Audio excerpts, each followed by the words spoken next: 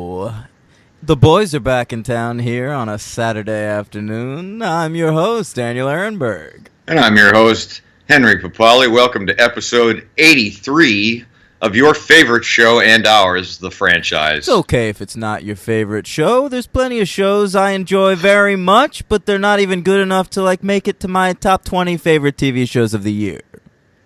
Right. So this is my favorite show, mainly because I'm on it. It's a good one. Yeah. It's a good one. All right, gang. It's the first week in Jan. We're talking Star Wars still. Happy New Year. Happy New Year. Happy New Year. I'm ready to put this franchise to bed this week. Oh God, we have to do our rankings. I didn't write those down. Oh, Danny. Gotta come up with them on the fly again. Not good. All right. We'll do it. But today we're talking about a little Star Wars story called Rogue One. Yeah. As well as, that's right, we both ventured off to the theaters. in treacherous Hoth-like weather. Yeah. Well, for me it was. I don't know about you. No, it was cold out. Chilly out. I had to drive on the highway. So on good old Manhattan at the Regal Union Square. Oh, memories. Yeah. Bought some Sour Patch Kids, snuck those babies in my pocket. I bought some Mike and Ike's and snuck those babies in mine. Very enjoyable outing at the theaters. Yeah, mine wasn't bad either, actually. Saw some good trailers. I saw garbage trailers. I saw one garbage trailer. What's this horror movie that John Krasinski directed? Oh, I didn't see that. That wasn't in mine. Only good trailer I saw was Avengers Infinity War. That's it. Yeah, that looked good. Everything else was remember garbage. What else I saw. What else did you see? I saw the Oprah Winfrey thing. What? I want to see that. Yeah, you would. I read that book as a kid, and it was really good. Pasadena. Listen, Wrinkle in Time. And Ava DuVernay, we don't really know about her. She did Selma. I didn't like Selma. But she did. I didn't see it. She did the 13, which was phenomenal. There you go. So we'll see how she does with a big budget. And in this episode, we'll be talking about two other indie filmmakers who got big budgets for this one. How about that? It's true. Tying it back. This is a good segue. Nice. Well done so far. Yeah. So today, we'll start with Rogue One, a Star Wars story. Yes. And now, this, of course, is a rebranding effort by Disney. They want to, ever since Lucasfilm bought Disney, they basically want... Wait, what? Ever since Disney bought Lucasfilm... They've basically wanted to make the Star Wars universe like the Marvel universe. I think eventually Disney would like the Star Wars universe to sustain 2 films per year. Oh, really? Two? Yeah, that makes sense. That's my theory. An anthology and then a continuation of the episode type thing? I don't even think necessarily. I think that's why Rian Johnson is now being given a separate trilogy that's different from the ongoing saga. Oh, okay. So I think maybe we'll get an anthology every year, and then every year either part of the saga or a trilogy off to the side. Oh, they're going to make a lot of fucking Star Wars movies, motherfucker. So all you dickheads during those 17 years between Jedi and Phantom Menace that were clamoring for Star Wars movies, you'll be watching these sons of bitches for the rest of your life. Oh, yeah. Definitely. All right, Rogue One, a Star Wars story. So it was originally pitched by this fella, John Knoll. Okay? All right. Now, John Knoll is, he worked for Lucasfilm for a long time in the visual effects arena. Of course. Rogue One is his only screenwriting credit to date. Okay. He pitched this 10 years earlier to George Lucas. and do we have that conversation, actually? I don't think we do. Okay. So Lucas turned him down, of course, because Lucas was like, listen, you understand that this would use characters that people are interested in. Right. Whereas instead, what we should do is a cartoon with characters that people are not interested in. Yeah. You made the right call. Sure. As always. As always. Yeah. So when Disney bought Lucasfilm, John Knoll, with a little bit of a fire under his ass, said, "What the hey? I'll pitch this again." Yeah. To like the new people in charge. So we went over to Kathleen Kennedy, who's in charge of Lucasfilm for Disney. Yes. And she, in her infinite wisdom, decided, hey, that's actually a pretty sweet idea. You can't write it because you're a visual effects person. So let's get some other folks involved. So first, Gary Whitta was brought in to work on it. Okay. He's a fellow who wrote The Book of Eli, a Hughes Brothers production. Oh, yeah, never saw it. Not bad. A little religious for my taste. I remember you saying that, but I remember you liking it. Yeah. Yeah. Now Denzel's fucking great in it. You got Denzel, you got Gary Oldman. I mean, that's cool pairing right there, right? Yeah, done. Right. You could do basically anything you want. Pop Medea in there; it'll still be pretty entertaining. I love Medea. I shouldn't talk shit. No, you should. But then they brought in two big guns, big writers. So, slightly less importantly, probably Chris Weitz of the Weitz Brothers, who got their start directing but not writing the first American Pie movie. Oh. Yeah. But Chris Weitz and Paul Weitz have gone off in different directions since they worked together on About a Boy and American Pie. Paul Weitz is kind of making his own smaller films, whereas Chris is more of a for-hire guy. So he worked on The Golden Compass, and he worked on the Cinderella adaptation. Oh, okay. So he's like a Disney guy now.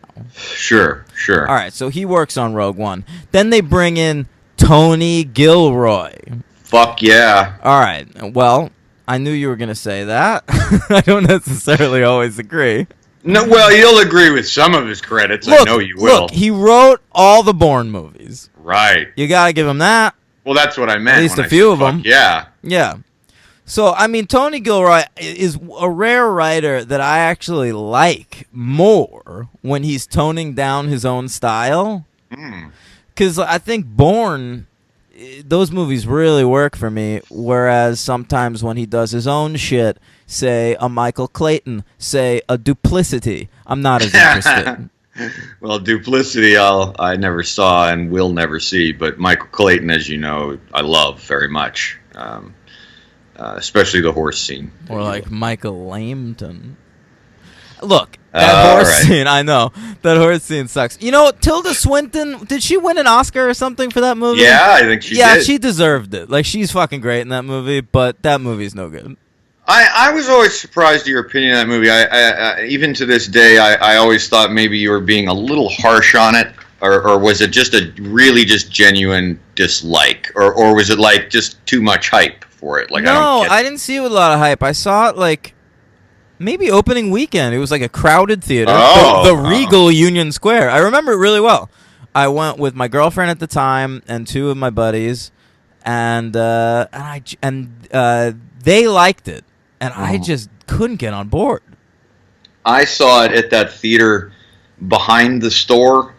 What was that one? 19th Street, the AMC. Yeah, I saw it there, and I saw it myself, and I loved it then. But I saw it much later, like one of its final runs. So I had heard a lot of the hype, which isn't a good thing for me ever. But I loved it, and I own it. I think it's a great movie. Okay, you enjoy that DVD copy of Michael Clayton, my friend. The Blu-ray, sure. Oh, wow. Upgrading.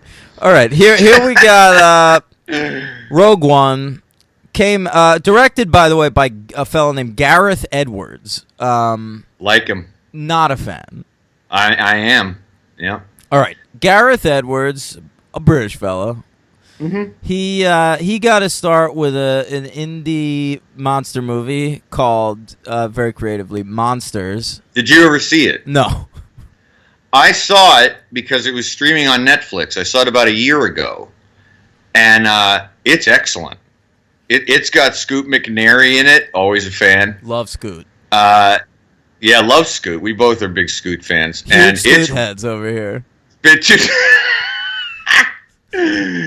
And it's really cool. I recommend you watch it. I think you dig it. I think it's right up your alley of like goofiness with relationship troubles happening within a monster movie. It's pretty good. Now, goofiness surprises me because I've come to Oh, know yeah. this guy's stock and trade as dour. Right, And Godzilla. coldly lit. So Remember yeah, I told you Godzilla. I said I really liked it, but I couldn't see anything. yeah. So I saw his Godzilla remake, and that thing is a fucking piece of garbage. Nah, I disagree. You know what's fun about Godzilla? Nothing. No, you know what's great is when he's like running around like blowing up cities, maybe fighting a monster, maybe like breathing fire. Not a lot of that. Yeah, you know what's not as interesting? A guy in a stalled train trying to take care of a kid. I dug it, man. That I movie dug it. sucks, man. And I they dug it. marketed the shit out of that movie. It's like a Yeah, they Bryan did. Cranston vehicle. He's Yeah. dead like 5 minutes in. Yeah, so is Juliette Binoche too. Yeah. And then who's in it after that? Who were like the leads in that movie? The lesser Quicksilver, Aaron Taylor Johnson. He is the lesser Quicksilver. Yeah. I don't know. I liked it. I thought its simplicity. Oh, is he I the liked Aaron it. Taylor Johnson? He's the one that married that lady that's like 30 years older than he is. Yeah, definitely. Yeah.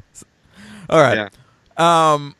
So I don't know. Gareth Edwards, I've seen good, I've seen bad, I've seen somewhere in between. What's he doing next? Do we know? Well, that's it. He's only directed 3 movies. But do we so. know what's next? Yeah, Godzilla, King of the Monsters. Oh, okay, yeah. So, Oh wait, but no, I'm sorry. He's not directing that, so he has nothing on the horizon direction wise. nothing on the docket. Not that I Interesting. see. Yeah, they're gonna make those Godzillas into like a monsters universe because that worked so well with the Universal monsters. Yeah, So- and honestly, as much as I liked Godzilla, and I mean it. All right, I'll put this out there. For me, Godzilla was a 3-star movie. I just dug its simplicity and the murky visuals and its dourness, but it's not great. But I dug liked the it. murky visuals and the dourness Absolutely, in the Godzilla movie. absolutely. Oh well, you could take that opinion straight to the bank. All Yeah, right. I did. It's collecting an IRA right now. Yeah. All right. Rogue One, a Star Wars story, was released December 16th, 2016, just a year ago. A budget of $265 million. Baby. Yeah. But a box office of $1.056 billion. So this was a big test for Star Wars. They wanted to, for Disney, really. They Sure. wanted to see if a movie disattached from the saga, unnumbered in the episodes, Right. could succeed big. And it did. So, I mean, whereas, granted, it made half as much as Force Awakens, but Right. that made over $2 billion. Yeah, pretty hard to top I mean, that, right? if Yeah. you're over $1 billion, you can't really complain. No, and I mean, and even that budget, I could be wrong, but isn't that budget even like, is that a little less than like Batman versus Superman? It's around there. I guess Around so. the same. It's a little less than Force Awakens. Right. It's actually more than Last Jedi, weirdly. Oh, really? Yeah. I'll say this: nominated for 2 Oscars, it lost both of them. Lost sound mixing to Hacksaw Ridge because every year they have to give fucking sound mixing to a war movie because I guess Good bullets point. are good. Good point. Hard to make bullets sound like bullets when you're firing bullets. Yeah. And it lost visual effects to Jon Favreau's Jungle Book. Oh, Henry, okay. did you know that there's going to be another live-action remake of the Jungle Book this year. I didn't know, but I'm glad you told me. Yeah. Not done by Disney. I think this is more of like an adaptation of the actual Jungle Book. Oh, so they're not related? It's not a sequel? No, and it's directed by, that's right, Supreme Leader Snoke himself, Andy Serkis. Really? Yeah, and I believe he's also going to play the Bear Baloo. That makes sense. Mm-hmm. Yeah. I have the top 10 highest grossing films of 2016. Okay. Do you wanna guess those? Yeah, let me pull up my list because that might help me. A lot of kids movies. A lot of kids movies on this list. Then you can count me out. All right. You can count me out. Go ahead. I gotta tell you, number 10 is an animated kids movie that I really know nothing about. I kind of remember commercials for it, and they're singing like maybe pop songs in it. It's called Sing. Oh yeah, I remember. Number 9. Oh, Mr. J.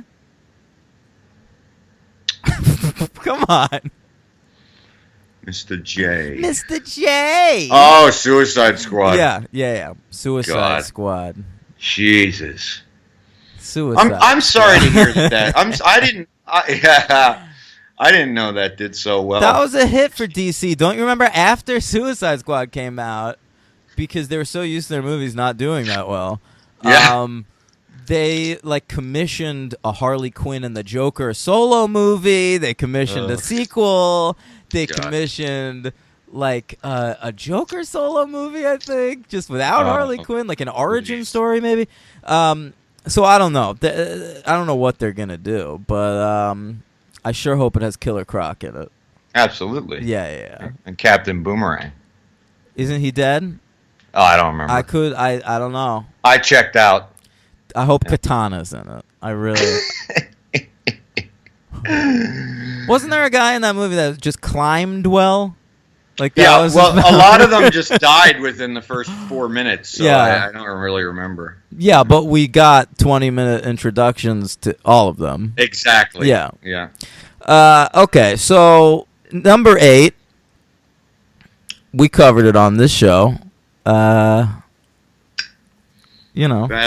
and Furious? Nope. God bless him, Zack Snyder's BVSDOTJ. Nice. Okay. Yep. Number 7, all the hilarious trailers showed you sloths trying to do customer service.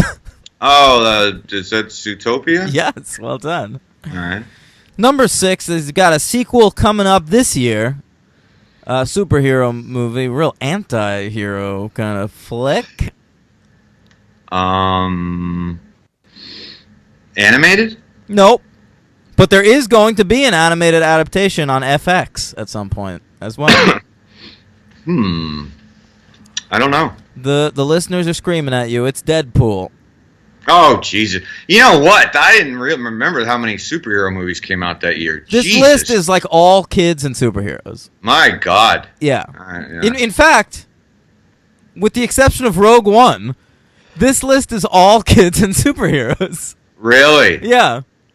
Jesus Christ. Okay. Number 5, the aforementioned Jungle Book. Number 4, I remember there being in the commercial, there were some dogs, they were dancing to a System of a Down song. Oh, yeah. Secret Life of Pets? That's it. Jeez, I'm not doing bad Pretty on that. good. I'm not getting any of the superhero movies. Yeah, you're ridiculous. I'm getting the animateds. All right. All right, number 3, probably my second favorite Marvel Universe movie. Well, I know you like Spider-Man, but that didn't come out that year. That has to be Captain America: Civil War. That's it. Yeah. Number 2, this year's Pixar offering. A sequel.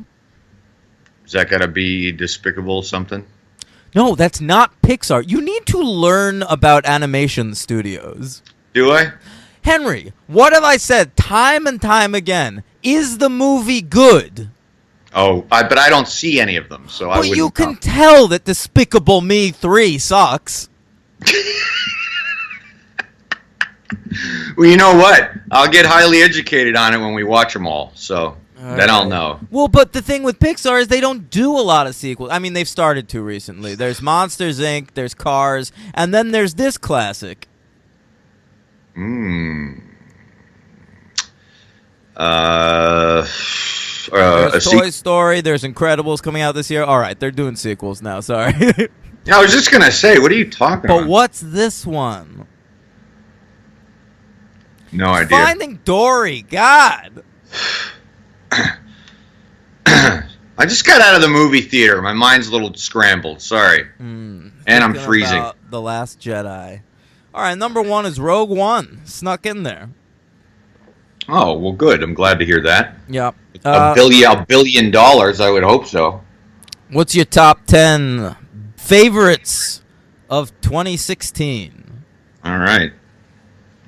Number 10 for me is Cap America Civil War. Very good. My number 10 is Pop Star. Never Stop, Never Stopping. Still didn't see it. Yeah. You got to see that. It's like less than 90 minutes. Just bang it out. Yeah, I should. Number 9 for me, Fences. My number 9 is Yorgos Lanthimos' The Lobster. That's my number 8. My number 8 is Jim Jarmusch's Patterson. I still didn't see that.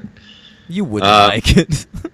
I wouldn't like it. Yeah, well, it's Jim Jarmusch. Yeah, it's about like a poet riding the bus in Jersey.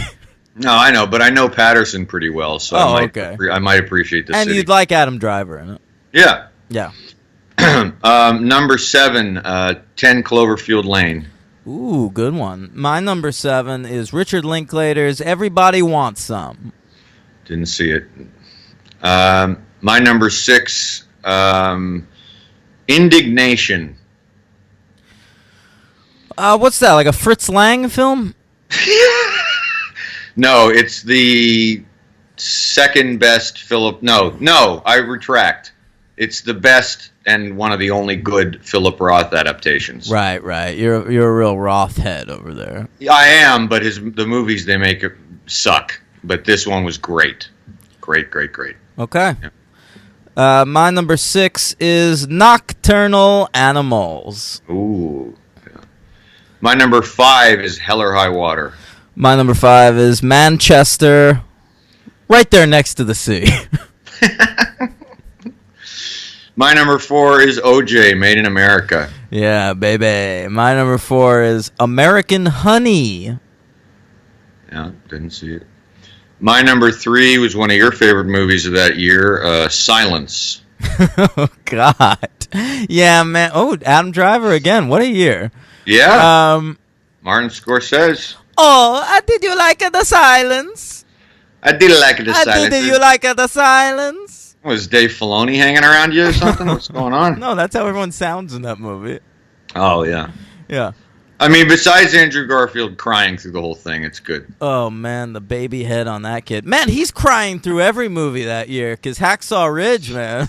He's always crying. He's shedding tears in that motherfucker. He's crying in Spider-Man. He's crying in Social Network. He's always crying. He's a very unhappy person. A little crybaby. He was crying when Emma Stone broke his heart, I can tell you that much. Yeah, for sure. Yep. So that's my number 3. What's your number 3? My number 3 is La La Land. Oh, hang on. I have a correction. My number 3 is Moonlight. So. Yeah. Good call. Come on. Good save. No. It's the Oscars. Good. I was being the Oscars. Oh, very funny. Very funny. Thank you. How quickly I forgot. Yeah. Number 2 is I Am Not Your Negro. Oh, look at you. My number 2 is... Did you ever see that? No, I have not seen that. Oh, boy. Yeah. I apologize. My number 2 is Hell or High Water. Ah, good one. My number 1 movie of 2016 is Nocturnal Animals. Yeah, it's a great one. I thought I remembered that you had that at number 1. I wouldn't have seen it without your recommendation. Oh, really? Yeah. You wouldn't have? No, I was going to skip it. Okay. I'm glad you liked it. We got great movie. A lot. Yeah. Number 6, yeah. My number 1 of the year is OJ Made in America. Sure. Yeah. All right, Actually, I would have skipped that if you wouldn't have recommended it to me. good. Yeah. All right, Rogue One, a Star Wars story. It's a long time Very ago. starry Yeah, story. starry. It's a starry story. A long time ago in a galaxy far, far away, a field of stars. Field of Stars. There's no scroll. I'll tell you that much. No scroll. No Very scroll. interesting. Trying to differentiate this from the, the saga. Yep. Now, this is a prequel. You know, that's interesting, actually. I didn't realize that until right this second. Is Rogue One the best of the Star Wars prequels? Well, are we spoiling rankings? No, or? I guess not. But it's fucked up. Like, I guess you'd have to... Like, if you wanted to watch the series in chronological order, Right. you'd watch Rogue One between Revenge of the Sith and A New Hope, right? That's right. Yeah. That's right. Yep. Yep. That's kind of interesting. Yeah. That would actually work, I think. Well, it's interesting because nobody was referring to it as a prequel. So I understand where you were. Because the word prequel has become Right. anathema to Star Wars fans. It's toxic. Oh. Yeah. No, but it is. It's a flat out a prequel. It takes place just like a few days, like leading up to the events of A New Hope. Right. It gets around that by killing off all of the characters at the end of the movie. Yep. Interestingly, because Gareth Edwards, he likes things a little dour, self-serious. Yes, he does. Okay. But not all dour and self-serious. This is a movie with a little bit of humor. We start out. How do we go? Where does this movie start, Henry? We start on a planet planet Lamu, Sure. where the great Mads Mikkelsen, Of course. plays the scientist Galen Urso, who used to work for the Imperial Weapons Development Section, and he has decided it is morally wrong to do so, so he has tried to exile himself away from them, but is found by the great Ben Mendelsohn. It's one of those movies where like all of the characters are played by like great unsung TV actors. Yeah, you're right. Yeah. Yeah. So you got Like- your Mads Mikkelsen over there from Hannibal. Also, like people. I'm sorry, I didn't mean like people who are like famous to TV nerds and movie buffs like us, but like Ben not Mendelsohn. even TV buffs. Not even movie buffs. Just TV Actor buffs. Yeah. Yeah. True. So Mads Mikkelsen, Hannibal from Hannibal. Also, movie recommend for me, The Hunt. If you've never seen that. Oh, that's a great movie. Yeah. Yeah. He's there, and opposed to Ben Mendelsohn, probably at this point best known for Bloodline.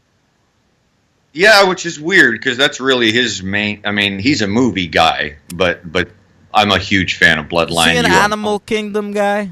Yeah, that's what really. Yeah, I mean, that's where I first saw him. He was acting for years before that, but that's where I first saw him, and then he's really never stepped wrong, to be honest. I mean, if you look at his filmography, it's just great. And I just saw another great one with him called Mississippi Grind and Slow West. He does these little weird movies, and they're and Killing Them Softly. Oh, I fucking love Killing Them Softly. Yeah. All right, so we're over there. The kid and the mom are hiding from this intensive thing, and the kid she's able to hide. The mom gets killed, and Ben Mendelsohn takes Mads Mikkelsen to use his science powers to create a new kind of weapon for the Empire, and that turns out to, of course, be the Death Star. And I just want to say, as we go along, I love that entire opening sequence. I thought that was fantastic. I loved on that grassy planet. I loved their interaction between Mendelsohn and Mikkelsen, and it's very, it's very samurai-esque. I think he. Yeah, it kind of is. Yeah, I think there's maybe a lot of Kurosawa influence to this one. That's interesting. Yeah, like they really hold the screen. I mean, I think that's really the writing and the acting, just the mere presence of those guys is really good. And well, that's why I don't understand why like all movies don't just do that. Like these are actors that are proven to be able to hold the screen. Like I don't understand why more movies don't just like dip into like the TV actor pool. Like how is like Margot Martindale and Ann Dowd. Yes. And like great calls. Two great calls. Yeah. And like Garrett Dillahunt. Like they should be in every movie. And Carrie Coon. Yeah, Connie Britton. Yeah, basically we're naming all our favorite shows, but they should all be in these things. Matthew Rees from The Americans. Sure. I'd like to see him turn up somewhere, Yeah. Well, I mean, they do that to an extent. You got to give the Star Wars people credit. Like their big villain now is fucking the dude from Girls. So right. I mean, they do it to some extent, but whatever.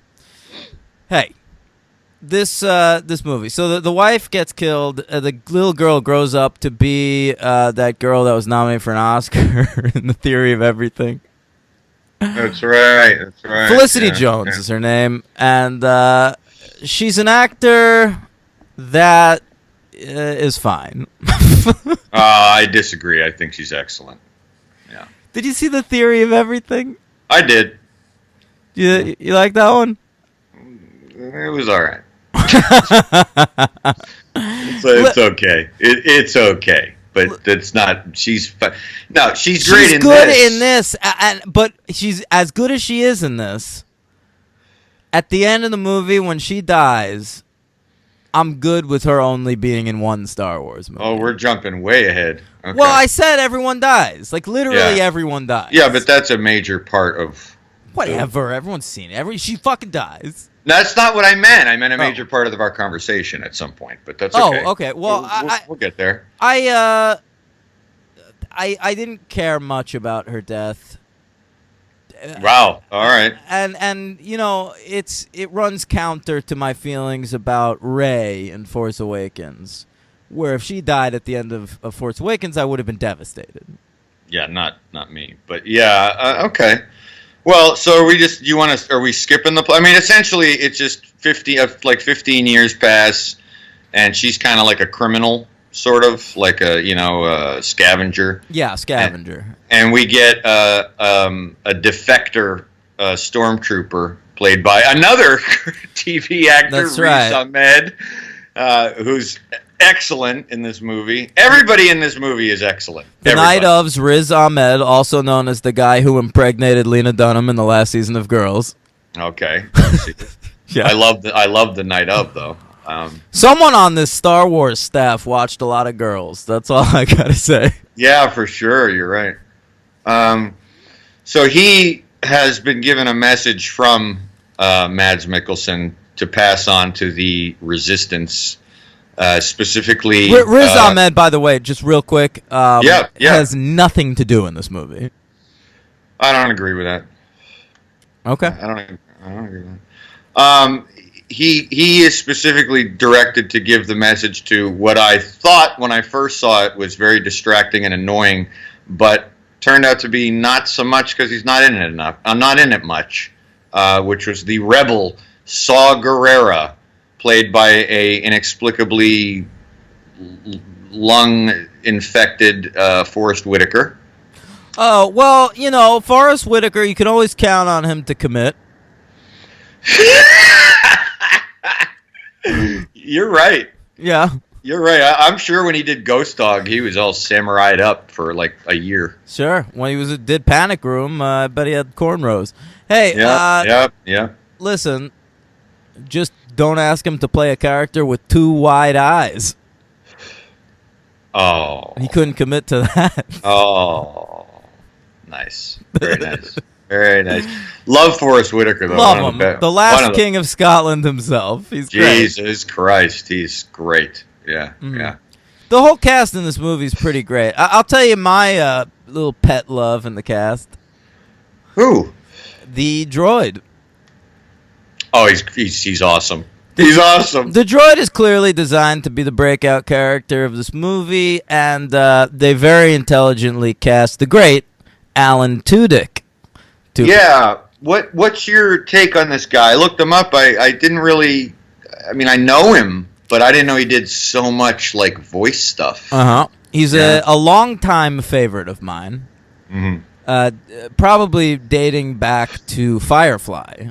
Okay. Yeah, he's sort of like the kind of the audience identification character on Firefly. Very, very funny on that show. Really great comic timing. If you watch the movie Serenity, spoilers, sorry, he dies, and it's a really affecting scene, and he's fucking great in it.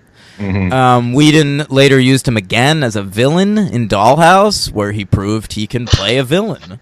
Yeah. A pretty fucking scary serial killing villain. And he proved to me, because I didn't even know, that British accent he's got for that droid. Fake. Pretty good. Yeah. He sounds good. I didn't know. I figured it was a British. I knew it was Alan Tudyk, but I didn't know anything about him. I figured he was British, and it is flawless. He's great in that one scene in Knocked Up. Oh, what is he playing? What is he in that? We're not. He works at E, where Katherine Heigl works, and he says, "We're not asking you to lose weight. We're just asking you to tighten up." Yeah. I didn't remember that was him. That's he's also on the show Suburgatory, which I watched a lot.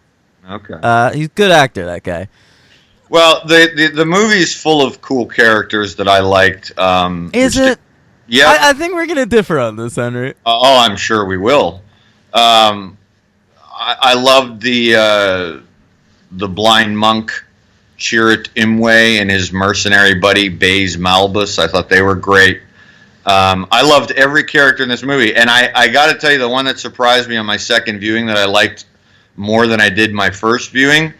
I've never really thought I was that big a fan, but I thought Diego Luna was excellent in this movie.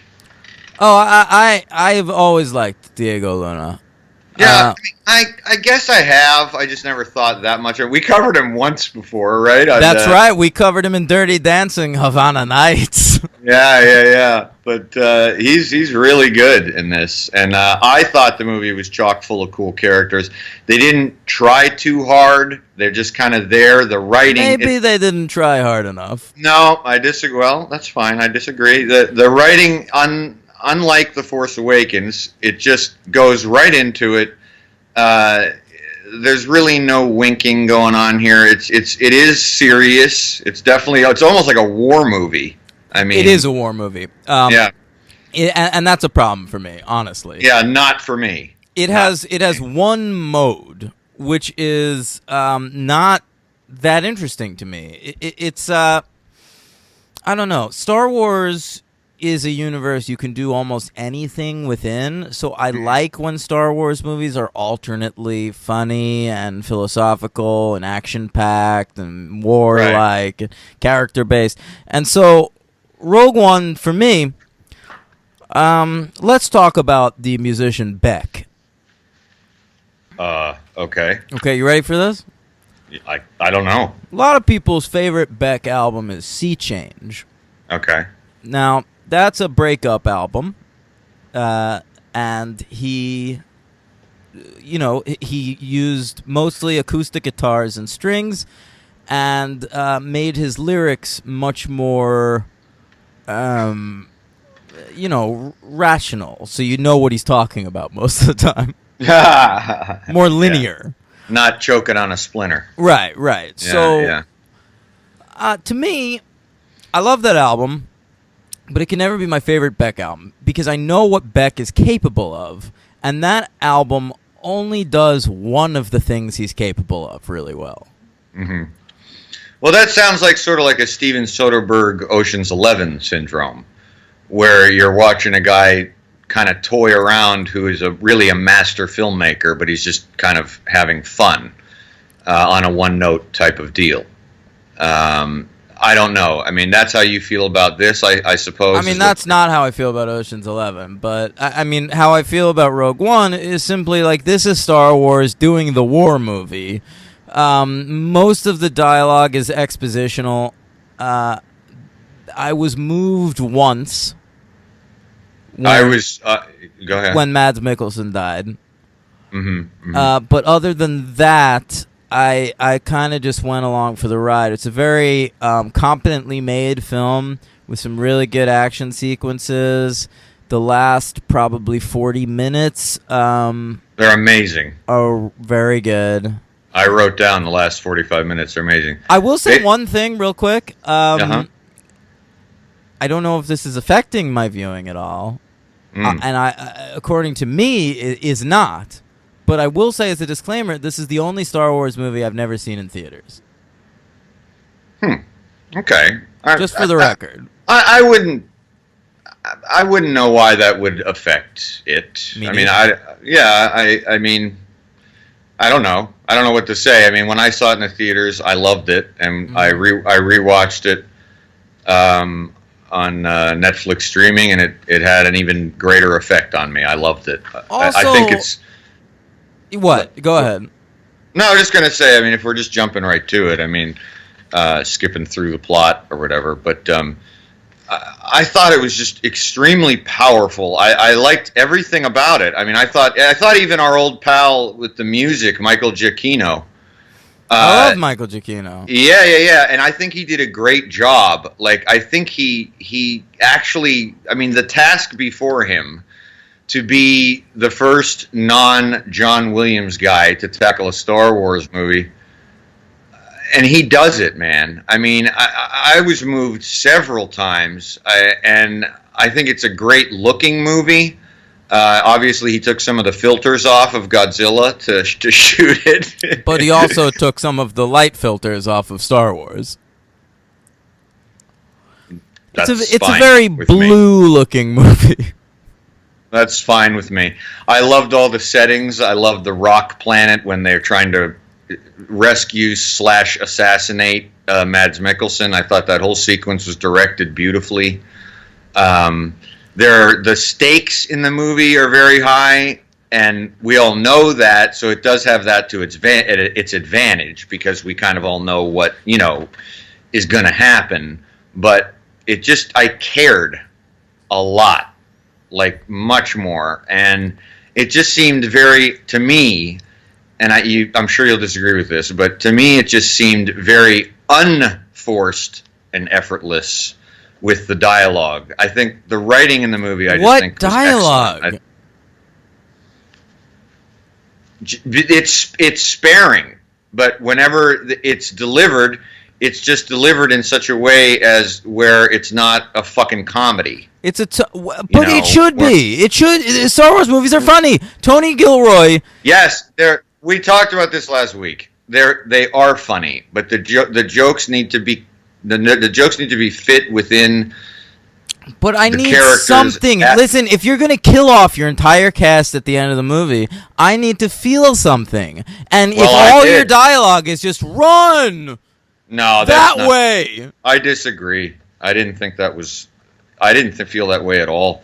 And I thought in that last 45 minutes when what is his name? Cassian, Diego Luna, and Jin break into the I couldn't name a single character name in this fucking movie. Well, that's how I felt about Force Awakens. But, in this one, when they're trying to retrieve the plans for the Death Star, and K2SO decides to stay behind and hold off the stormtroopers, and he's closing the door. You didn't think that was awesome? And his last words when the thing shuts down and they can't get it automatically, he just says climb.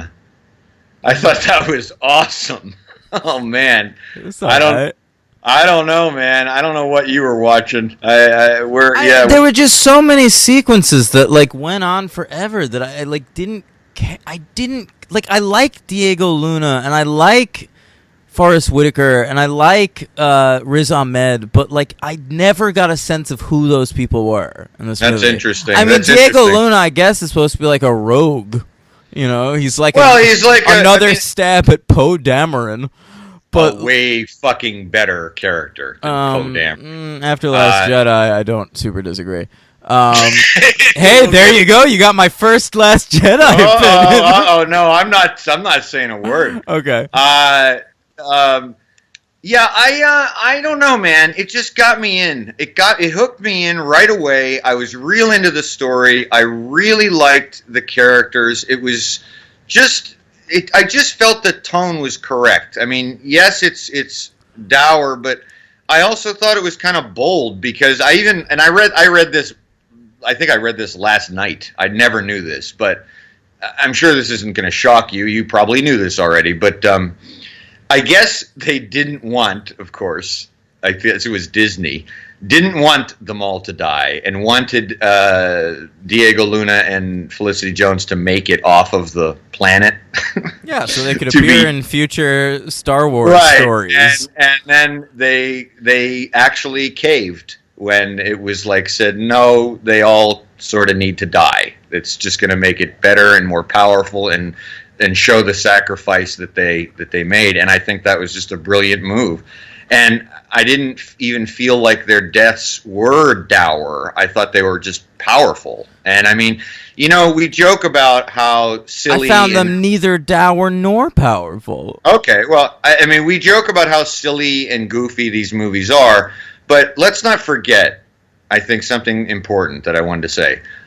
In the first two movies, especially Empire Strikes Back, they're not just dismissively. We didn't just dismiss them as silly. We were genuinely moved. They're powerful movies when they operate on all the cylinders, And so I think that this movie comes closest to The Empire Strikes Back and the original three to matching that power. And I mean, you don't even have any Jedis in it. You don't have, some of the other stuff in it. But for me, it was just a tight movie. I thought it was very tight. I didn't think it went on, like you said, you thought, what do you think? I guess some of the battles just went on too long? Well, the whole movie is too long. Well, you think that about all of them. I mean, lately, yes, I do. But because, like I said, A New Hope is like 2 hours and 4 minutes or whatever, and it has to set up the whole fucking universe. So Star Wars movies should never be longer than that. Yeah, well, that's a fair point. But I always... All this movie is a fucking continuity exercise. It's a Band-Aid disguised as a movie. And I'm not saying that's bad. I like Rogue One more than a lot of Star Wars movies. It's entertaining enough, and the ending is fucking awesome, and... cartoon Peter Cushing and Princess Leia are kind of fun. That's the worst part. Cartoon Cushing is weird. That is awful. Yeah. And the only thing that made it less awful was, again, a similar thing with Force Awakens for me, was that there was less of him than I thought there was. So I was a little relieved, but it annoys me because you've got Ben Mendelsohn, right? So like you're casting the movie and you're like, we got to get a good villain in here. We got to figure this out, right? And you get Ben Mendelsohn. He should be enough. Like, he should be running the show, don't you think? Like, poor Ben Mendelsohn in this fucking movie. The entire movie, he's conversing with holograms or cartoons. And he still does it well. Yeah, but he's like, it's not enough. Like, there's so many people in this movie that I like, and I just... there's nothing for me to hang on to. Like, look, the idea that but one of the dumb things about Star Wars has always been that why did the Death Star have this, like, one flaw? Right. That they could exploit and blow them to smithereens. Right. And this movie explains it. So Mads Mikkelsen was sort of working undercover for the Resistance and for his daughter. Actually, good segue, because that helps further the plot. Yeah. Continue. Right. And that's brilliant. That's the smartest thing this movie does, and I'm sure that was what John Knoll's pitch was. And so it works on that level. Did I need an entire movie to do that? No. Is the movie pretty good anyway? Yeah. But it doesn't really do that much for me. You know what? I would prefer that they take a granular approach to the movie like they did, where they have this idea that comes from 1977 and reboot just the idea and turn it into a movie, rather than concocting something under the guise of originality but it not being original in any way. And so that's why I appreciated it a lot. And because I think that is potentially an idea where one could easily say, I don't really care how the Death Star has a weakness. What's the goddamn difference? Well, that's what I did for so many years, but then this movie came out, too. and I was like, oh, that's actually pretty clever. It's a great idea. Yeah. Yeah. I also liked, I have to say, I think this is just funny, but I you know how like they've been integrating, it's not so white anymore, these movies. Yes, and thank God, honestly. I agree, but in this one, I thought it was just even super cool because it just doesn't even draw attention to itself. Not that The Force Awakens did. I'm not going to say that about that, but like, I mean, we got an Indian character, a Latino character, Asian characters, and they're all awesome, and I always have a little bit of a problem with Latino characters in Star Wars. Not that there shouldn't be Latinos in Star Wars, but just like, where do you get that accent? What's that planet? Well, I don't know. Where did they get British accent from? Where did they get any? But I guess British is just like the standard accent. Yeah, it's just funny to hear like Diego Luna. Right. Yeah. But I really like it. I mean, the only white character of importance is Jin, and it's a woman. Right. And it was also cool. And two Asian fellas. That's right. Yeah. And there's I a little think bit a little bit much with the samurai element, because like Jedi are basically samurai. It was sort of like making the subtext text. But that's a good point. But what I liked about it, because I actually thought that like during the first few scenes with that guy, and then I kind of thought it was cool that he is not a Jedi, but he's like a believer in the Force, and we've never seen that. No, before. That's really cool. But yeah, like we've never seen that. Like if you're not a Jedi in the Star Wars universe, most people are just like, I mean, it's been said. You know, Han Solo said it in the your ancient religion. Yeah, garbage, and even Darth Vader's minions say it. So to have like just, I guess, like in the galaxy, there are people who just believe in this. That was a neat idea. Yeah, and he was a blind assassin. It was pretty good. Yeah. All right. I love the fucking movie. It's good. Evil Vader at the end is fucking great. Okay, now let's get to that. That's the coolest part of the movie. That fucking scene is so amazing. It's more. I remember the first time I saw it, I thought it was great. I loved it so much, I rewound it, watched that scene again.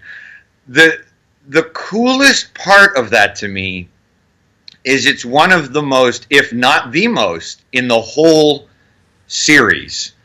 The most terrifying incarnation. I agree. This is the scariest Vader. Oh my God. I mean, I did not remember, Dan. I did not remember, like, when he enters that ship, that those guys, like, the looks on their faces, they're absolutely terrified. And then I did not remember them like running through the corridor and the doors shutting, and they're like running for their fucking lives. Yeah. I mean, and they're like, help. I mean, that was like, oh my God, we're in like serious fucking territory here. This is not like, I love that. I was just like, wow, that is wild. Like I thought that was, and then you get to see him. You get to see Darth just kind of like using his force, just bouncing dudes off the walls and shit. Yeah, that was just awesome. And then that shot of him standing at the edge of the ship, watching it go away. I mean, that's just awesome. Great stuff at the end there. They pulled it out. Yeah, it's fucking awesome. I loved every part of this movie. I will watch this movie multiple times throughout my life. What do you give it? 5 stars. Whoa! Yep. Yes, sir. Oh, Henry. Moff Tarkin's my only problem with the movie. Henry, what do I give this thing now? Well, I don't know. I mean, you said you didn't like it when you first saw it, so I don't know what to expect from you. I didn't not like it. I liked it more. You said last week. I liked it more on the rewatch for sure. Yeah. I was distracted, right? I'll give it a 3. Whew. All right, so you like Force Awakens more? Definitely. Yeah, and I couldn't be further from that opinion. So this was our biggest divergence, I think, probably I'm predicting, in our ranking and in our opinions of the Star Wars movies. It's our biggest divergence. It's the old Shailene Woodley. The Shailene special. Oh, yeah. We're descendants of the divergence. We'll cover that. The Descendants? No, not the Descendants. We'll do an Alexander Payne Nebraska trilogy. Oh, but trilogy. What? He's made 8 of those. All right. Absolutely love it. 5 stars. Henry. I want to talk about it more, but, it's okay. What else you got? I think I said all my things. I did like also, I made a note that you get to see the Death Star, what the Death Star is capable of. When it destroys, yeah, that planet being blown up is real good. Yeah, because you get to see the destruction it causes from the ground up as opposed from outer space, and that was pretty cool. I thought that was a neat idea, and I loved all that fight at the end on the planet, like the fucking Hawaii, which probably took you out of the movie. It did. It just looked like Lost. Yeah, but I thought it was really cool. I loved all of that stuff. I loved all the little references, and they're not hammered into your fucking face. I mean, they do a little quick shot of C-3PO and R2-D2. Didn't need it. That's all you get, though. It's done. Here, what do I have here in my notes? I wrote I really liked a little big head blaster alien. What's that? Don't remember. That's cute. Did you like your friend Jimmy Smits? Oh yeah, I did. It was very nice to see Jimmy Smits again. Thank yeah, and much. I actually liked the little line they said. Did you catch that line? I didn't catch it the first time I saw it. The who is that? The woman Mon Mothma. Yeah. She says to him. She says, "I think we're going to need the help of your old friend, that Jedi." And he goes, "Oh yes. They're talking about Obi-Wan Kenobi. Yeah. That was a nice little throw. See, it was just things like that I liked. I liked the subtlety. I just throw it in there. I don't need it thrown in my face. Just do it nice and quiet. And it's just, I thought that was great. All right. So anyway, my MVP was I wrote this is I can't, I'm having trouble coming up with an MVP real quick. And I it's wrote hard. Because I'm not sure this movie has one. I had a bunch. I wrote this movie is like a sports team with no MVP. They're never going to win the championship. And that's been my team, the New York Rangers, for the last bunch of years. They're a great team. They have 4 fantastic lines, but you need those 1 or 2 guys that are going to push you over the edge. Your Connor McDavids, your Sidney Crosbys, and your Alex Ovechkins. And we don't have that. And that's how I felt about this movie. It needed 1 or 2 guys to really get me into it. Guys or girls. Well, I think that's why I liked it, was that it gave equal time to a whole bunch of people, and I dug it. You know what? Rogue One, a Star Wars story, I heard you use the word subtle a lot talking about this movie. In the writing. Maybe I don't need Star Wars movies to be subtle. I like a happy medium. I think Empire and A New Hope have the subtlety with the humor and the... Oh, that was another thing I did want to say to you. You remember how you felt in Force Awakens about the return to form of the lived-in world? Yeah, there's a bunch of that in this. This is really lived in. Yeah, and I dug that very much. But... well, I had trouble with the MVP because I really liked, unlike you, I really liked everybody in it. I loved Felicity Jones. I liked Riz Ahmed. I loved K2SO. But I guess I'm giving my MVP, and I wanted to give my MVP to Darth Vader. That's not bad, actually. Yeah, but I don't know. I'm going to go with Diego Luna because I didn't remember him being so cool and good in this, and he really is really awesome. I really like his, he's pretty badass. He's pretty amoral for some of it. He's a good guy, but he's willing to just murder people. And I liked his performance. I thought he was really into it. My LVP was very easy. And I don't know who to blame, really. I can't blame Peter Cushing because he's dead. But let's just blame the entire decision to even have Moff Tarkin in that. I wrote LVP as phony Moff Tarkin. All right. So. My MVP, I'll go with Mads Mikkelsen. Oh, very good. Yeah. Alan Tudyk could have gotten it. Sure. What about LVP? My LVP... I'll tell you, I don't know what Forrest Whitaker's doing in this movie. That's fair. He's not given too much screen time to be that distracting, but it's a strange cameo. It's a little bit of a Lawrence Fishburne and Predators situation. A little bit. Although I'm glad it wasn't Lawrence Fishburne. Oh boy, that would have. Oh no! I'll take Whitaker over Fishburne. Any day of the week and twice on Sunday. That would have knocked my star rating down. Yeah. Ooh, Whitaker would have been a good Morpheus, actually. He would have been a great Morpheus. Yeah. That would have knocked my star rating for that one up. All right, Henry. It's the moment they've all been waiting for. I think you're right. For weeks now, right? Yeah. Yeah. All right, listen, we're going to talk about Star Wars The Last Jedi. I saw it yesterday. Henry saw it just now. Yep. This is currently in theaters. So, spoiler alert, if you have not seen the movie yet and you're averse to spoilers, turn the podcast off right now, because the rest of the podcast is going to be about Star Wars The Last Jedi.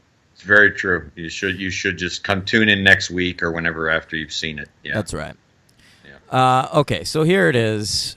Well, before we talk about it, on 2017, what a year it was. Yeah, right. Mm-hmm. Yeah. So I have here the final list of the 10 highest-grossing movies in 2017. Oh, interesting. Okay. What do you think is on the list? Okay, Wonder Woman. That is number 3. Logan.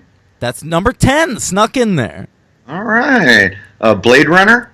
No, of course not. No one wanted to see that. War for the Planet of the Apes. Nope. Really? That's surprising. Didn't make it. Did Dunkirk get in there? No. All right. Now, I haven't seen a lot of movies. I still got a lot of stuff to see. So, I don't know. Go ahead. Start from the top. All right. Logan's 10. Number 9. Listen, all your favorite characters got together in this movie. That black robot. The fast guy. Justice League. Yeah. Okay. Number 8. You didn't see that, right? No, of course not. I saw it. Yeah. Oh, yeah. I forgot. Yeah. Number 8, a movie that you inexplicably think Pixar made. Despicable something? Yeah, Despicable Me 3. Okay. Number 7, it's a superhero movie. What do you want? There's so many superhero movies. There's 3 Marvel movies. Out of the next 4 movies on this list, there are 3 Marvel movies. All right, well, I didn't see one Marvel movie this year, but Spider-Man? No. Number 7 is Thor Ragnarok. Didn't see it. Number 5 is Spider-Man Homecoming. Number 4 is Doctor Strange was 2016. Sorry. Number 4 is Guardians of the Galaxy Volume 2. Okay. I skipped number 6, which is a horror movie. Trying to cash in on the success of a Netflix series. Did I see it? I believe you did.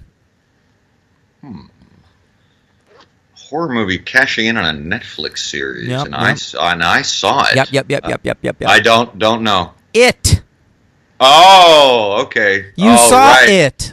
I did see it. Yeah, it was good. Number 3 is Wonder Woman. Number 2, it was number 1 all year, and it got knocked down to number 2 at the tail end. Oh, We've talked about it a lot on this podcast. I know, and I hate when I can't figure that out. It's okay, you're old. It's Beauty and the Beast. Yeah, and I will continue to never remember that. And number one is the movie we're going to talk about today, The Last Jedi. Jeez. I mean, that's not surprising, but at the same time, it's only been out for like 3 weeks, and the fact that it knocked out everything for the whole year, including 4 Marvel movies, that's pretty impressive. It came out December 15th, 2017, on a budget of $200 million, and it has so far made $1.129 billion. Oh, my God. It's not going to match Force Awakens, but it beat Rogue One. Okay. Because this is episode 8.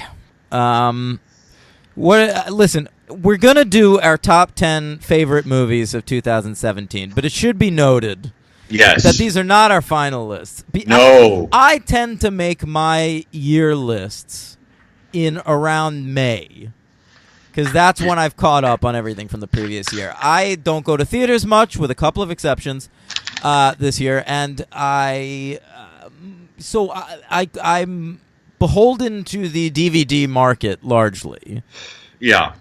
And so I'm in like September right now. Yeah, I tend to. I usually make mine around March. That's when I get caught up, because I do go to the movies a lot. But I have not been around to the movies a lot lately. In the last few months, there's a lot I haven't seen that I really want to. But you're right. We have a preliminary list. These are preliminary lists. I'd imagine probably only about half the ones on here will end up being on my final list. That might be the case with me. Maybe. I mean, we both haven't seen Phantom Thread. We haven't seen. Well, you're not going to probably give a shit about seeing Darkest Hour, right?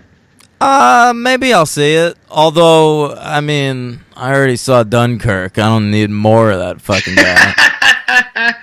And I really want to see Hostels by your favorite filmmaker, Scott Cooper. The great Scott Cooper. Okay, so these are our preliminary top 20 of 2017 that we've seen so far lists. So far.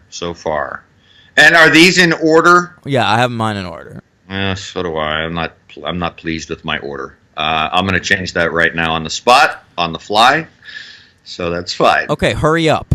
No. I'm going to do it right now. I'm doing it as we talk. Right, so it doesn't matter. Yeah, you go first though. Number 10.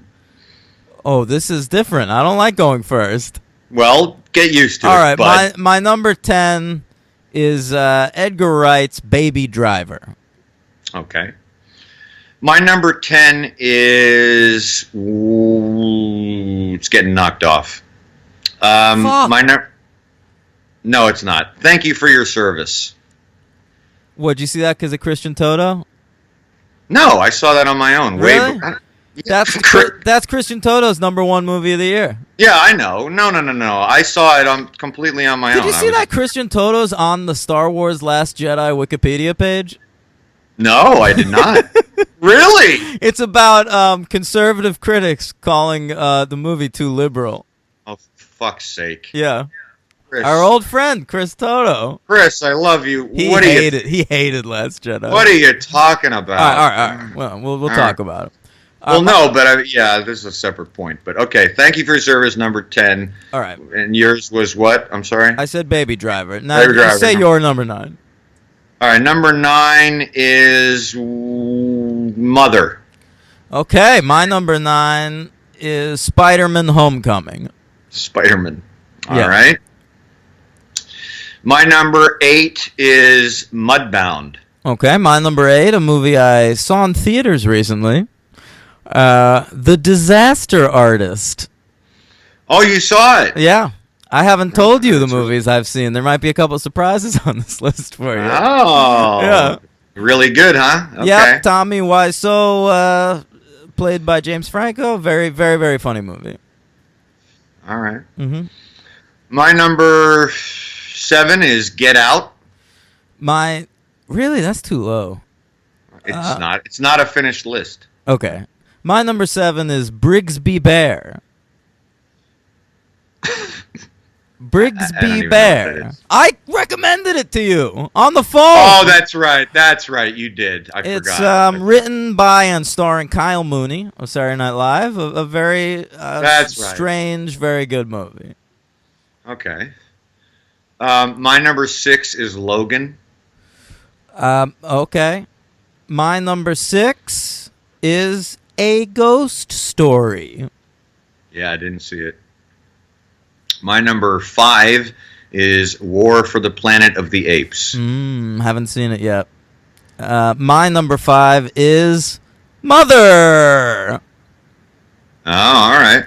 Now, a lot of people out there hated that movie. My friend Carrie said it's the worst movie she's ever watched in her life. But, hey, a lot of people are saying that about The Last Jedi, too. So we'll see how we feel.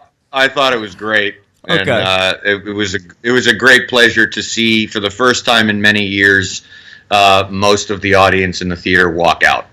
Yeah, it's true. Did anyone walk out of your? Oh, you didn't see it. I watched it at home. But Tree of Life, I remember that happening. Back Yeah, in the you're day. right. That did. Yeah. But Okay. Mother really got to me. I agree. I consider myself an artist, and Mother made me feel that. Okay. If that makes sense. All right, go ahead. I don't know. Okay. Number 4 for me is Wind River. I have that out on Netflix, and I haven't watched it. I've had it out for like a month, actually. My number 4 is Mudbound. I really liked that. Great movie. Yeah. Great movie. Netflix. Check it out. Probably move up on my list when I'm done. All right. Getting to the top 3 here. My number 3 movie is Trainspotting 2, T2. Okay. Spoilers for our episode on that we'll do pretty soon. My number 3, a movie I didn't see get the love it deserved this year. Not nearly. David Gordon Green's Stronger, about the Boston Marathon bombings with Jake Gyllenhaal. Great movie. I was very happy to see that something like that you liked so much. I didn't see it, but like that was sort of seems like your bleed for this, because I love that and nobody gave a shit about it. Yeah. My number 2 movie of last year is Blade Runner 2049. Oh God. All right. My number 2, the only movie in recent memory that I've been forced, I've wanted to rewatch 3 times within a year. Yeah. Get Out. Yep. Great movie. Great movie. And my number 1 movie of 2017 at this point is one that Dan recently watched and loved, and that is Dunkirk. That's your number 1. So far, gang.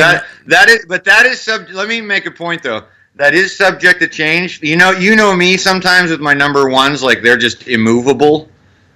Like some years I'll tell you ahead of time, like that ain't moving. But it's possible that is going to be moved. I have a feeling there's a couple things I haven't seen that might displace it. But yeah. That movie is boring. You're not a Christopher Nolan fan. You should just stop watching his movies, to be honest. But you really every time they come out, people talk about how great they are. And look, Dunkirk, I liked Interstellar and Inception more than Dunkirk. Really? Yeah. Interstellar? Yeah. I think that's one of his weakest movies. It's at least interesting. This was just like if you know what it was like. You know those DVDs you can get, like Walking with the Dinosaurs, and it's just like a day in the life of a dinosaur, and you just observe them. You're fucking crazy. That's what Dunkirk is like. It's like walking with World War II. It is a masterpiece of filmmaking. All those great performances. I can't believe they all got snubbed. Don't need the performances. It's not about that. It's not about humans. It's about the experience of being on that beach and the 3 storylines taking place. All right, fine. Then get me a fucking Oculus Rift. I don't need to watch it in a movie. Oh, all right. Well, fine. Oh, and my O was I didn't do the superhero count on Rogue One. Oh, okay. Well, we'll do that We're in a second. building We'll do that in a tension, second. building tension for I the know, audience. it's ridiculous. All right, Okay, go ahead. my number one, and I do not see this changing. Ooh, I'm in. I'm in. What? A movie I watched on New Year's Day Okay. in the theaters. Whoa! That's right. I went to go see it. Phantom Thread. You bastard! Oh, you lucky bastard! Oh, really? Huh? Okay. Henry, this is a movie. This Well, is you and me are huge P.T. Anderson huge fans, P.T. Anderson fans, but this is the most I've enjoyed a Paul Thomas Anderson movie on first viewing since Magnolia. Wow. And look, I'm not saying it's better than There Will Be Blood because I wouldn't ever say that. The Master. It's better than The Master. Whoa, big time. Okay. Yeah. But this hits you like Magnolia hit you. This hit me.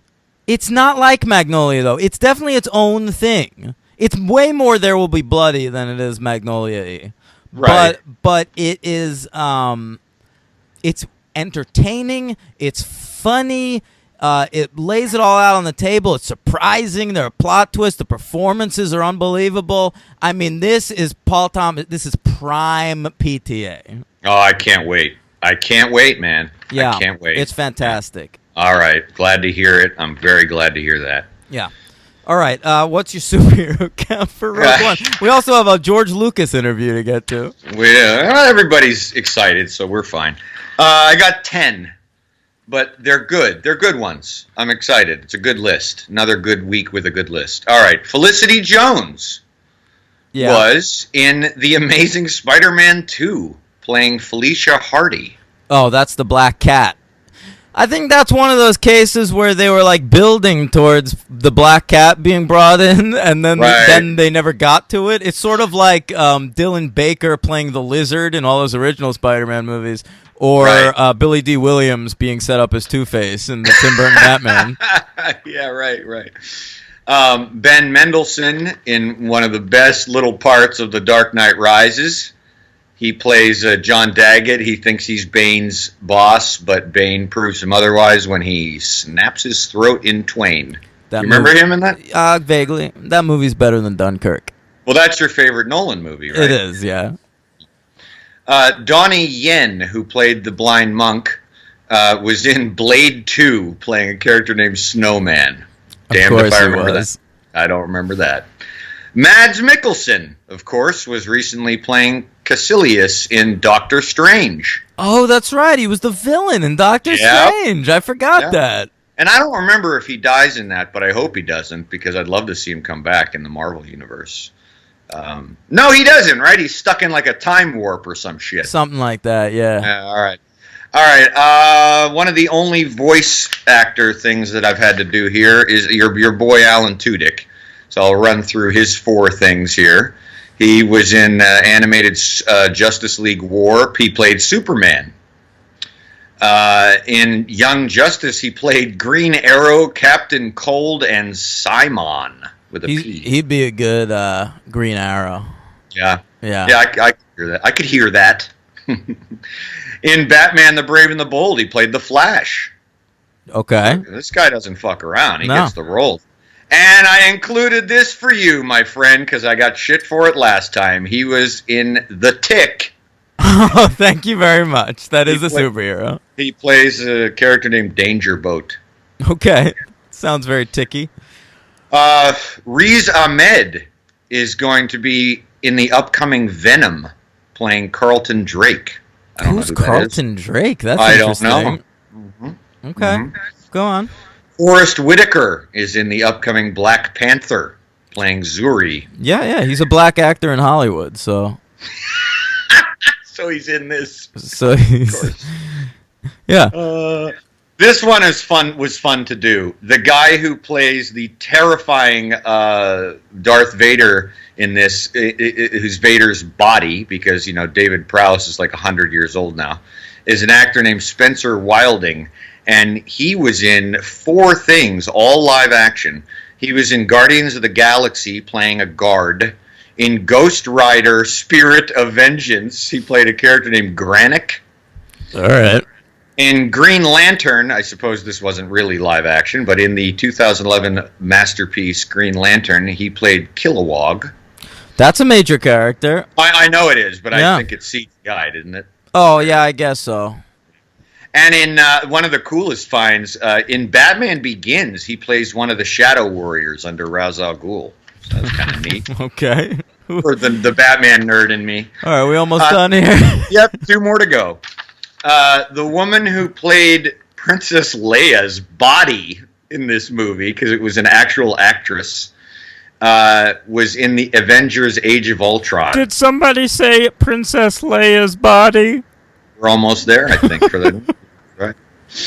And finally, the guy playing Gold Leader in this is I believe, the original guy from the first Star Wars, Gold Leader, Angus McGinnis. It's not. They used archive footage. Okay, but they got his voice. They got his voice, yeah. All right, well, he was in Superman 2, Judge Dredd, and Hellboy. Okay. So we're done. All right, we're done. We have George Lucas talking to Rian Johnson here, the director. Now, we should talk about Rian Johnson real quick, actually. I mean, all right. Well, he's this is his fourth film.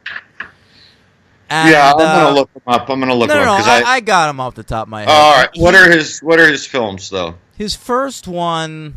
Oh, now I'm blanking. Brick. So his movies have always been these indie hits that critics always like, and I've always just not been interested in them for some reason. So me too. This I is only the saw only one. Rian Johnson movie I've ever seen. You didn't see Looper? Brick has Joseph Gordon-Levitt. Is that right? Yeah. So I'm out. Right. The brothers Bloom just seemed like second rate in Bruges or something. I don't know. There's something about that I had rubbed me no the wrong desire. way. Or Guy Ritchie. And then his third one was Looper. So Levitt. You didn't see that? Is Levitt in that one too? Yeah. Yep, so I'm out again. But so is Bruce Willis and Paul Dano. Yeah, but it's got like Joseph Gordon-Levitt playing Bruce Willis. Well, yes and no. Bruce Willis is in it a lot as himself. Looper is very good. I recommend it. Yeah. Well, listen, it was good enough that it got him this Star Wars gig. Right, that's what got him the gig. Yeah, Looper. Yeah. But I was never interested. So this is my first experience with him. Yeah. Hello? Rian? Hey, what's going on there, George? What are you up to? Hey, Rian. What's going on? I heard you talking to my friend Dave Filoni from Pittsburgh last week. And just wanted to see what was going on. Are you, you're directing the new Star Wars movie, right? Oh, I'm so excited. You know, we're putting up all kinds of effects. We're going to have Mark Hamill. Mark Hamill's going to be back. And that's great. Hey, Rian? Yeah, George. You're not going to make it like The Force Awakens, right? Well, in what way do you mean like that, George? What do you mean like that? Well, you know, with all those people in it. No, we are. We're going to put a lot of people in. We got a lot of old cast members and new cast members. So it's going to be exciting. We're going to cram it full of stuff. Little creatures. That sounds great. You know, I love little creatures. Oh, it's going to be a lot of them little creatures. They're going to be like showing up all over the screen and stuff. So as soon as the Steelers game is done, we're going to be set up for that. I can't wait. But what about, you know, what races are the characters going to be? Well, you know, with Rogue One had like, you know, I didn't see that. Oh, well, you should check it out. But Rogue One had a lot of diversity in it. So we're going to try to tone that down a little bit, but we're going to have an Asian girl, and we got John Boyega to come back. And other than that, though, it's gonna be pretty vanilla cast, you know. So You're speaking my language, Rian. I like you. yeah, I didn't want to get too far out there. I don't want to get too far out there because you know we got to bring them audiences back. So you know, there's a lot of them white kids, and we want to make sure they enjoy the movie. So When you say white there's kids, gonna be a lot of Mark Campbell. do you mean younglings? That's Yeah, what younglings. That's what I call kids. Yeah, younglings, or you know, like where I'm from, like yinglings. We like call them yinglings. You know, like a beer over there, down there. Yeah, so we're gonna have young kids. You are exhausting. Well, you know, I like to want to give you as much as I can when I'm telling you the story, as much as the movie might be exhausting for the audience. You know. You're really really letting your opinion on the movie slip in the comedy interlude here. I don't know what you're talking about. You know, we don't finish production for another 4 months, so you know, I'm just excited to be working on the project. I hope you have me back for a lot of them, George. It was an honor to work with you, and you know, just let me keep going. We're gonna take it down. We're gonna take it down. I hear you've upped the white ante, and so I'm willing to give you, say, another trilogy. I appreciate that. I really want to do it. We're going to do one like Looper. Maybe we'll have someone superimposed with Mark Hamill. Okay, yeah, you can have, like, Miles Teller doing a fucking Mark Hamill impression the whole movie. That sounds like a great sci-fi movie. I've never heard you swear before, George. That's interesting. Yeah. You seem like you're in a good mood, though. I'm relaxed, baby. I'm retired, getting going here, sitting on that beach. Well, George, it was good talking to you, man. And you know, I'll see you downtown sometime. We'll grab a couple cold ones. Sounds good, Rian. All right. Very, very odd. Very odd. Kind of like a townie, that guy. So, Henry, I'm guessing you didn't like Star Wars: The Last Jedi. Why are you guessing that? I didn't say a word. I know, it's just a vibe. We were listening to an interview. I'm not referring to the interview. I'm just getting a very strange vibe from you. Yeah. You're getting a vibe through our recording technology? Just from listening to you talk. Okay. Okay, well, let's get into it. You want to just hear me just blurt it right out? Because for all you know, I love this fucking thing. You didn't.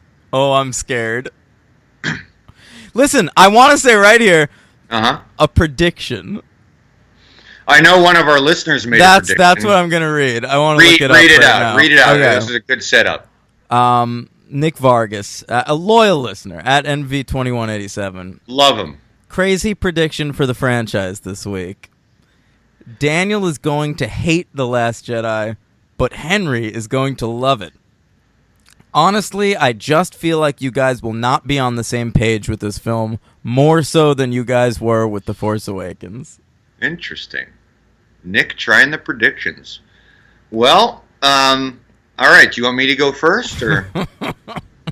Yes. Quit, I don't know why you're laughing. I mean, there's really no... Okay, I thought that The Last Jedi was a complete pile of fucking garbage. All right. Fucking garbage.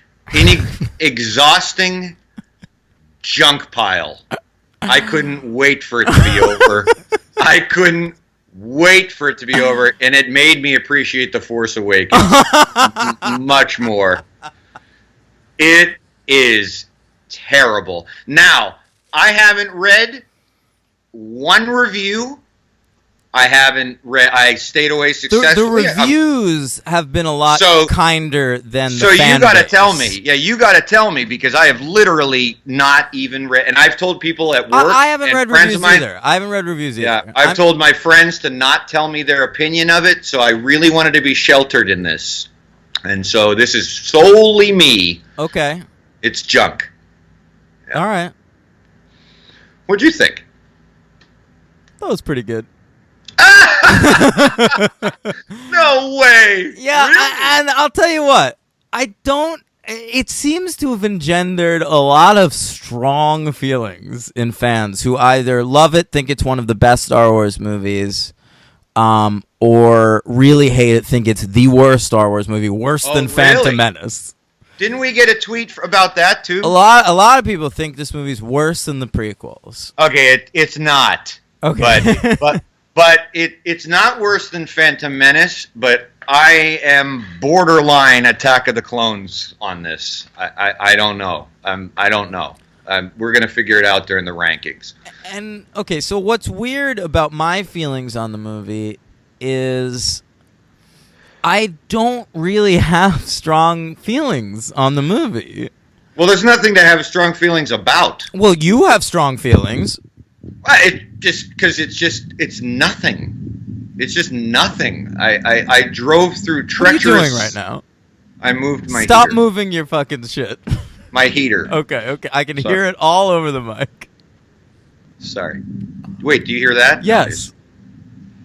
I still hear it. Everyone hears it. Oh, I know why. It was touching the table. Oh Now God. It Okay. was off. Now it's off my console of my Falcon. All right, listen. That's staying in the episode. Yeah, sure. I mostly liked it. All right. I'll tell you this. Last week when I said I hope they go somewhere interesting with Kylo Ren, Yeah. they did, Yeah, they did. and I liked it. Okay. Oh, Yeah. okay. All right, let's do that. What did Yeah. you like about it? I liked Kylo Ren. I was thinking when he was like turning that he was gonna just go full on good guy, and they were doing a I repeat. thought so too. I thought it was a face turn. Yeah, and I thought it was a rehash of Jedi where Vader turns. Sure. It is Not not. so. Not so. And I liked that, and I liked that they killed off that fucking Harry Potter creation, Snoke. I will say it's funny that you bring up Harry Potter. Oh, I meant Snape. I'm sorry. No, you meant Snoke. Yeah, I know. Oh, yeah. Go ahead. But this movie, it didn't feel Star Warsy to me. It felt more Harry Pottery. It Yeah. felt more fantasy than sci-fi. It was like very Harry Potter or Lord of the Ringsy to me. I completely agree. And I had a hard time with that. It kept me at an arm's length, maybe a little more than some Star Wars movies do. And I guess a lot of that has to do with a large chunk of the movie is Luke training Rey on that like mountain or whatever, Right. to be a Jedi. And I liked a lot of that stuff, but it was very, very like Luke is fucking Gandalf in this fucking movie. Yeah. He Yeah, just that's true. is, or like Dumbledore. And Yeah. and so like it was cool. Like those were probably my favorite interactions in the movie. Actually, my favorite interactions in the movie were Rey with Kylo Ren. Yeah, I agree. Loved every time they talked. I wouldn't go that far. But yeah. And again, remember last week you got on me about the dialogue? Yeah. This movie takes that to the max. I thought about you watching this movie. You knew I wouldn't like that when you saw this. You must have. because I didn't even notice it watching Force Awakens, and it's pretty prevalent in this It's everywhere. movie. Yeah. Like even like when Kylo Ren like goes full evil and he says the Supreme Leader is dead, Yeah. and Domhnall Gleeson says "Long live the Supreme Leader." Like Mm-hmm. that is a cool moment, I think, but we also need to not lose sight that this is taking place a long time ago in a galaxy far, far away. Oh, so you're really coming around now to my point A of little. last week. No, because I really don't think it was overdone in Force Awakens at all, but I do think it was here. And it's an interesting movie because No, it's not. it is, because more than any other Star Wars movie, probably since A New Hope, this is an auteur movie. Or I guess it's the prequels. Like those prequels were like George Lucas movies through and through. Right. But in what way was this an auteur movie? Because I think in Force Awakens, J.J. was not trying to make a J.J. Abrams movie. He was trying to make a George Lucas movie. And so with this is, I don't know Rian Johnson. Right. But this felt like the work of a writer-director. That's interesting to me. For good or for worse? Yeah, for worse. Because I think both. Well, see, for me, I think also if we're comparing this with Force Awakens and Rogue One, I felt like Rogue One was more auteurish because it just felt so much more independent and not beholden. And this one was just a fucking mishmash. Well, I mean, I do think that's going to be your opinion from now on, and I think these movies are made for you, like for the old Star Wars nerds that. Oh, you mean the anthology movies? I think the anthology movies too. are being made for a very specific reason, and it's for the people that think these new saga movies are too new and too current and too now. Too twee. There was some of that. I think that the anthology movies are for you guys. Can I say a few? I mean, I didn't.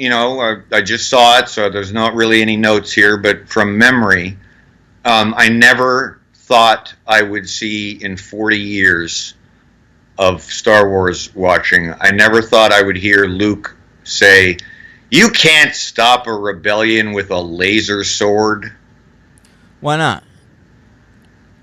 Yeah. Why not? No. Because I didn't mind that. First of all, laser sword is an established slang for lightsaber in Star Wars continuity. Never heard it. It's in fucking Phantom Menace. Laser sword? Yes. Well, that movie sucked. So there you but go. It's a thing. Listen, midichlorians are real. It's canon. Yeah. All right, fine. Then there was a lot more that, like you were saying, when you thought of me, probably you thought of me when there were lines, and I actually don't mean to pick on Mark Hamill. He just happened to get. Mark Hamill, by the way, is very good in this movie. He is, and I felt sorry for him. I think of the three main, including Harrison Ford, who I really liked in Force Awakens, I think Mark Hamill in this performance is the best. Of any of his performances? No. Of Carrie Fisher, Harrison Ford, and Mark Hamill in these new movies. Okay. I think Hamill in this one is fucking great. I would agree with that, except I liked Ford's dialogue more in... Me too. Because I think he was more Han Solo, and this was less of the Luke Skywalker. But this is a beaten down old I understand that, but to get back to what we were saying, like, and that's why. Listen, but sorry.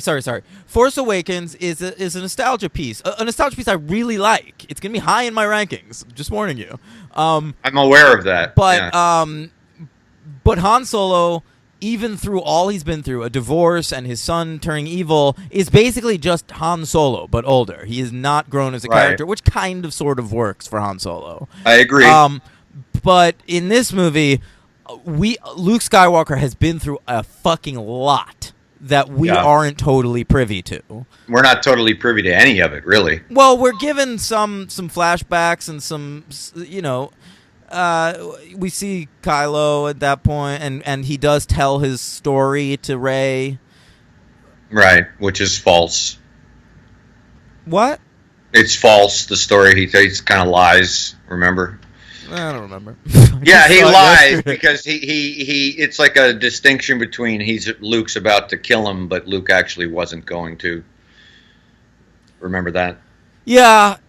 Well, it's not lying. I think it's the same scene from different perspectives. Perspectives. Yeah. Okay, it's a real it's a Rashomon. Yeah.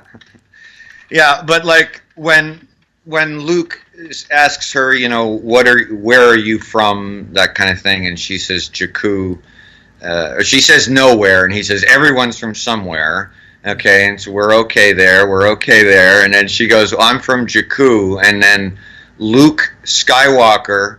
Oh, that goes, really is nowhere. Yeah, yeah. Made me laugh. He's like, oh, yeah, you're right. There really is nowhere. I thought it was a good line. Bad, bad writing. The writing in this Oh, movie. but it's setting up for later, Henry. Awful. Henry, the scene between her and Kylo Ren, where Kylo Ren's like, "Search yourself. You know where you're from." Or no, is it Snoke that says this? You know where you're from. Your parents were fucking nobodies. You No, piece that was of Kylo. Shit. That was Kylo. I yeah. loved that.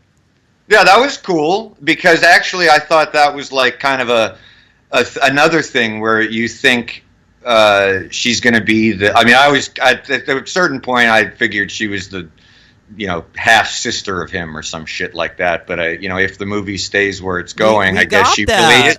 We got that in the original trilogy, and I hope they stick with this. I hope they stick with this because I agree. It's the Stan Lee, Steve Ditko thing, where in the early '60s they were setting up the Green Goblin as a mystery character in Amazing Spider-Man, and you aren't supposed to know who it was. And Steve Ditko's big idea was, let's unmask him and just have it be nobody. Like, it's no character we've ever met before, and he's just some crazy guy that wants to kill Spider-Man. And Stan Lee's idea was like, let's have it be Norman Osborn. Oh, interesting. And both are good ideas, but we did the Norman Osborn thing in Lucas's trilogy. So let's try the other way. It's interesting. Yeah. No, it's true. I thought that the sequence at the end, again, when Han Solo dies in Force Awakens, I think Luke Skywalker deserves a fucking better death. I thought I was so fed up with the movie at this point and so exhausted that I thought, you know what, give me the Ben Kenobi death. That'll be fine. Repeat it. And they don't. They do. No, they don't. Oh, you're saying you wish it was Kylo Ren who just struck him down? Yeah, and and it turns out that Luke was just meditating so hardcore that he had a fucking brain aneurysm. He and became died. one with the Force. Yeah, and it's just come on, man. I thought it was fine. It didn't bother me at all. I mean, there's a couple. It's funny because there are things about this movie I really don't like. Well, let's hear you're them. not bringing up any of them. Well, because I haven't really gotten started. It's still very fresh in my mind. I mean, I just thought the whole movie was just a fucking gigantic mess. I thought everything in space was just a needless, endless fucking. It reminded me of a Phantom Menace when the kid is in outer space accidentally flying a plane. That's this whole movie. I'll try spinning. That's a good trick. Yeah, exactly. That's this whole movie. They don't know what they're doing. Or I should say, Rian Johnson. I think Rian Johnson knows exactly what he's doing. I think for better or worse, this is the work of this is a very confident movie. But the space stuff is what I don't particularly like either. And listen, the two characters from Force Awakens that absolutely work, maybe even better in The Last Jedi, are Rey and Kylo Ren. The two characters who fucking don't are Finn and Poe. Okay. I agree 100% with Poe.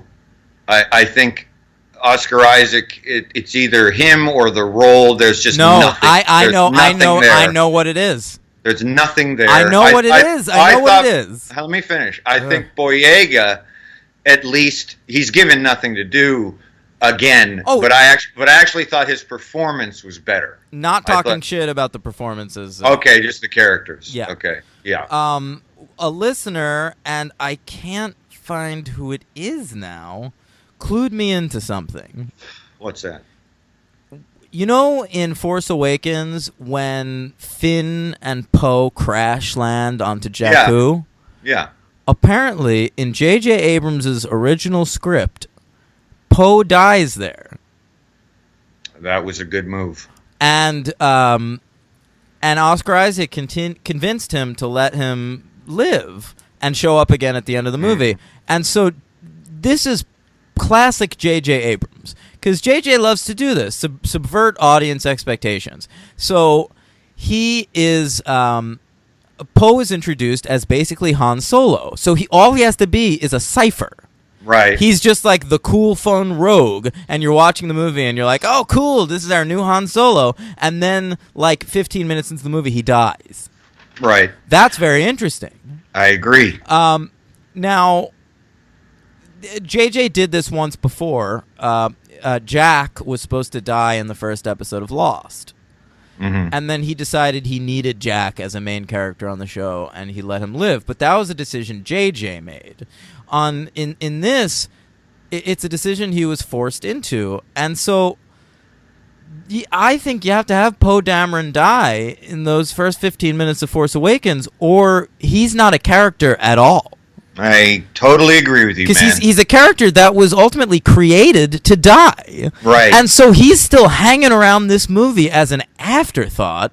Yeah. And it doesn't work at all. I agree. It's a problem. It is a problem. I thought Carrie Fisher was good in it. Yeah. Laura Dern wasn't. Laura Dern, who I love, seemed like a fangirl or something. I agree. It seemed like she was playing Laura Dern gets to be in a Star Wars movie. Well, that's the feeling I've gotten from Force Awakens and this, but this much more. Yeah, I agree. It didn't feel like a committed performance to me. I'm not quite sure why. I usually 9 times out of 10 fucking love Laura Dern. So do I. I mean, we just talked about her on Jurassic Park. Yeah, we did. And I thought that Asian girl was terrible. I thought she was fine. I had no problem with her. Terrible, terrible. So that brings us to Finn, I suppose. So Finn's storyline in this movie, he's just off to the side. It's the adventures of Finn, which is fine. That maybe the adventures of Finn, a Star Wars story. Adventures of Huckleberry Finn. Yeah, but and why you could have cut it out of this movie and made the movie a half hour shorter, and it would have been better. God. So he's hanging. What? No, I gotta point something out too. That why can we not have? And this is me getting a little. I don't know if political is the word, but can we not have Finn and Rey become some kind of item, because he's clearly infatuated with her? We can't have Finn and Rey become an item because they had no chemistry. Well, it's not a matter of black or white. These movies are very forward thinking in terms of diversity. I just don't think John Boyega and Daisy Ridley had chemistry. Yeah. And I do think John Boyega's chemistry with this, what's her name? Kelly Marie Tran is the actress? Fucking knows. The character's name is Rose. I do think his chemistry with her is better, and I like this chemistry. It's a bit of a stock character. It reminded me a lot of I don't know, like Knives Chow and Scott Pilgrim or something. Just like talk about fangirl. Yeah, the exuberant young fangirl. Yeah, and so I was okay that she died in this movie. She didn't die. Is she alive at the end of this? Yeah, she's alive. Oh, okay, never mind. Because to me, like Rogue One, she could have been like a one and out character. But oh well. She and John Boyega go over to planet the 1%, and yeah. Planet Mar-a-Lago over there in the Florida galaxy. Yeah, it's a very liberal movie. And I saw Christian's point. What was it? Okay, you got to tell me. Not that I'm complaining. I mean, no, but tell me. I don't know if this is Christian's point. Tell me on air, because I'm interested. I don't know what Christian's point is. I know he thought the movie was to espouse liberal values. In what way?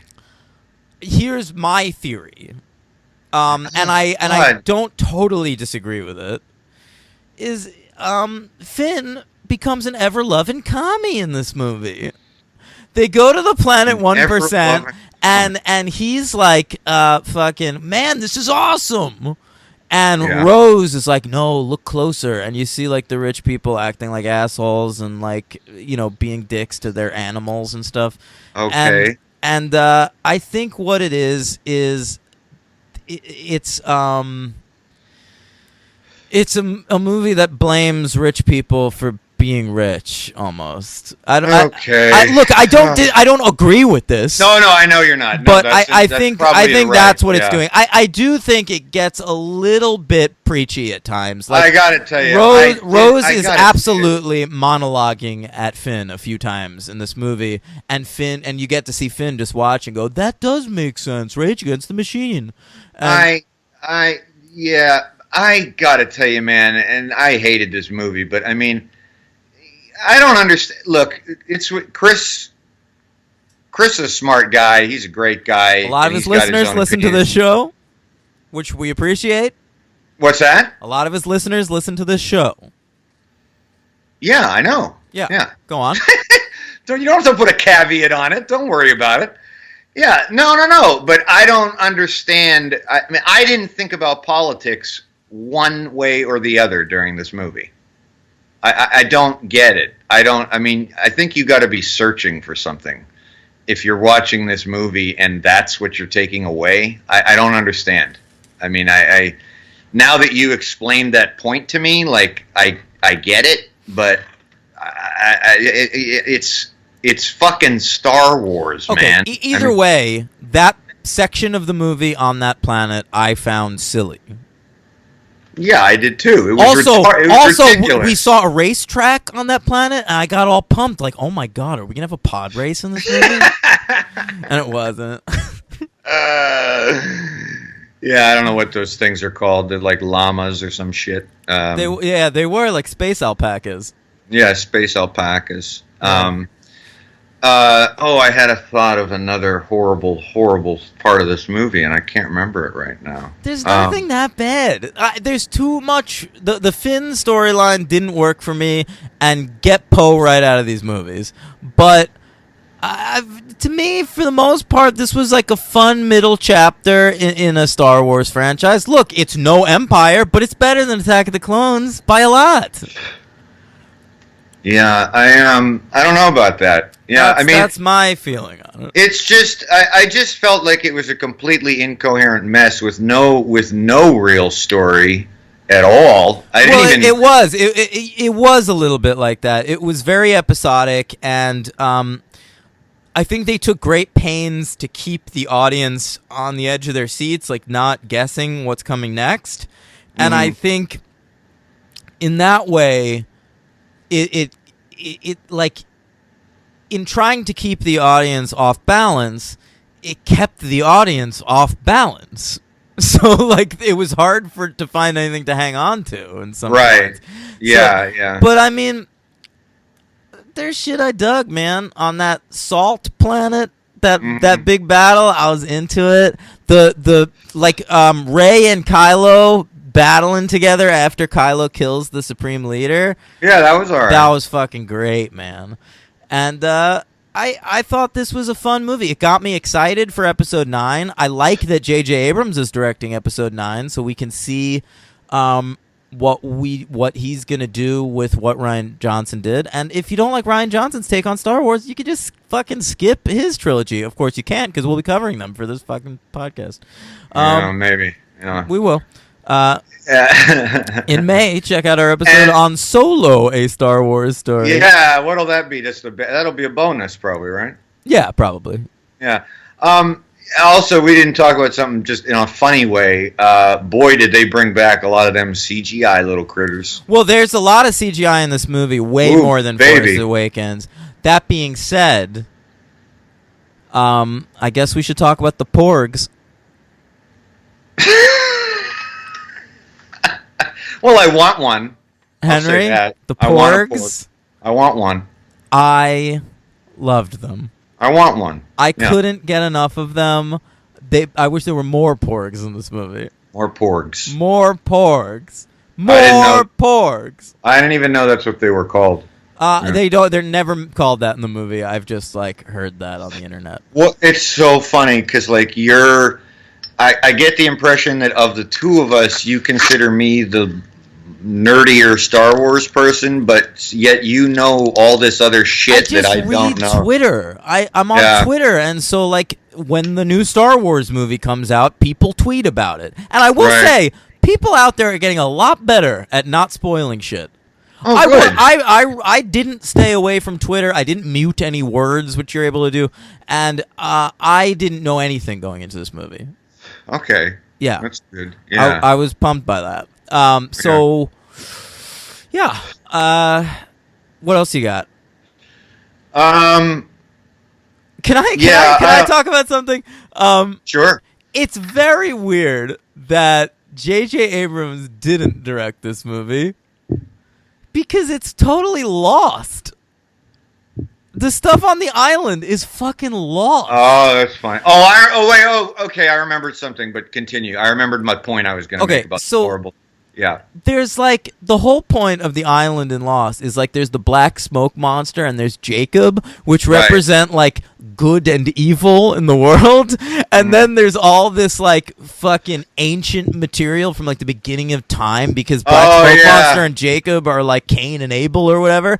So in this movie you get these like fucking temples with like old Jedi reading material text. Yeah, that's where I also agree with you about the Lord of the Rings shit. Yeah, and also a bad joke having Luke shit on the text, saying like they're not good reads, or maybe Yoda says. Yeah, we'll talk about Yoda in a minute. Yeah, well, Yoda said Yoda says, important texts are not. And then, did you read them? And Luke's like, well, I'll peruse them, But, like, the whole point is like, wait, there's fucking texts? I thought we were, like, in a universe where we didn't have, like, It really reminded me a lot of Lord of the Rings, that whole sequence. Agreed. And I didn't care for that. But then there's also, like, this, like, hole in the ground.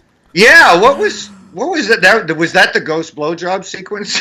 I think this was literally an homage to the ghost blowjob sequence from Empire. Yeah. But it was like this island represents all that's good, but then there's this dark underbelly, and like Rey goes down there and sees like 1,000 of herself, which is kind of beautifully shot. Is it in her head? I have no idea. The sense I got from it is just that like this island is like the center of the galaxy with like a nexus of good and evil attached to it, and I fucking didn't care. Yeah, I didn't think that at all. I just thought it was just a fucking mind fuck for them. I thought I didn't know that the location mattered, but maybe it did.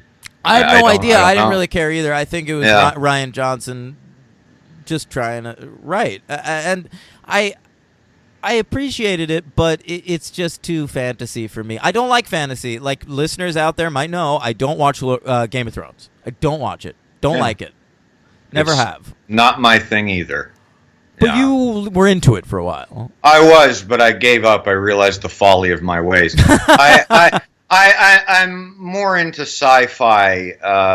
I'm not even really a big sci-fi guy, but I'm more into sci-fi. I mean, I'm not really into fantasy at all. That's why superhero movies do so well with the mainstream public, because they're basically sci-fi fantasy movies that take place on Earth. Yeah, I think you're right. And Harry Potter too. And I wanted to mention the big elephant in the room. Well, there's a lot. But are you talking about that elephant that Luke squeezes milk out of? And then takes a swig and has a big look of grin on his face. I liked the swig, but the actual thing was just dumb. There are too many like prequel-y creatures in this movie. Oh, Lord have mercy. I wouldn't lose one porg. No, I hear you. They're fucking adorable. And I loved the one hanging out with Chewie at the end of the movie in the Falcon. They're bugging Chewie. They love Chewie. Yeah. Another wasted... Chewie eating by the fire. Was he eating a porg? Yeah, I believe so. Yeah, and fucking the porgs are looking at him all sad. Yeah. Oh, shit was adorable. Put it in a cartoon. No, I loved it. No, the elephant I was speaking of was one of the great actors of our generation, who I think wandered onto the set high or something and just what the fuck, Benicio? Oh yeah. Well, that's weird. So What was that? So yeah. Finn and Rose go to that planet of rich people to get a master code breaker that they need, and they find him on the planet, and he's a mustachioed Justin Theroux. Yeah. And which I was psyched about. I was like, yes, let's get Justin Theroux in this movie. But a lot then, of comedy in this comedy. yeah. But we can't get him, so we get Benicio del Toro, and it's a very weird performance. And it's I don't know if it's bad necessarily. I just don't know what it is, and I don't know what it's doing in this movie. I feel like they got him in there, and I guarantee you that it was his idea to make the character stutter for no reason at all. That sounds about right. Yeah, and because I love Benicio del Toro, and we're gonna actually get to cover Sicario. Soldado. Yeah, I'm looking forward to that. But what are you doing, man? Like I it's always funny because one of the great choices he made ever was when he was in The Usual Suspects. That was all his choice, to make Fenster mumble so you couldn't understand him. Yeah. And that was him. And so it kind of leads me to believe he was like, what if I make this guy And I understand the idea in theory. Like, and the director's it probably works. like, yeah, okay, fine. No. I think Rian Johnson, because he's a little bit audacious, was probably psyched about it. So like, it's interesting to do that sort of thing in a small movie like The Usual Suspects, directed by classic child rapist Bryan Singer. But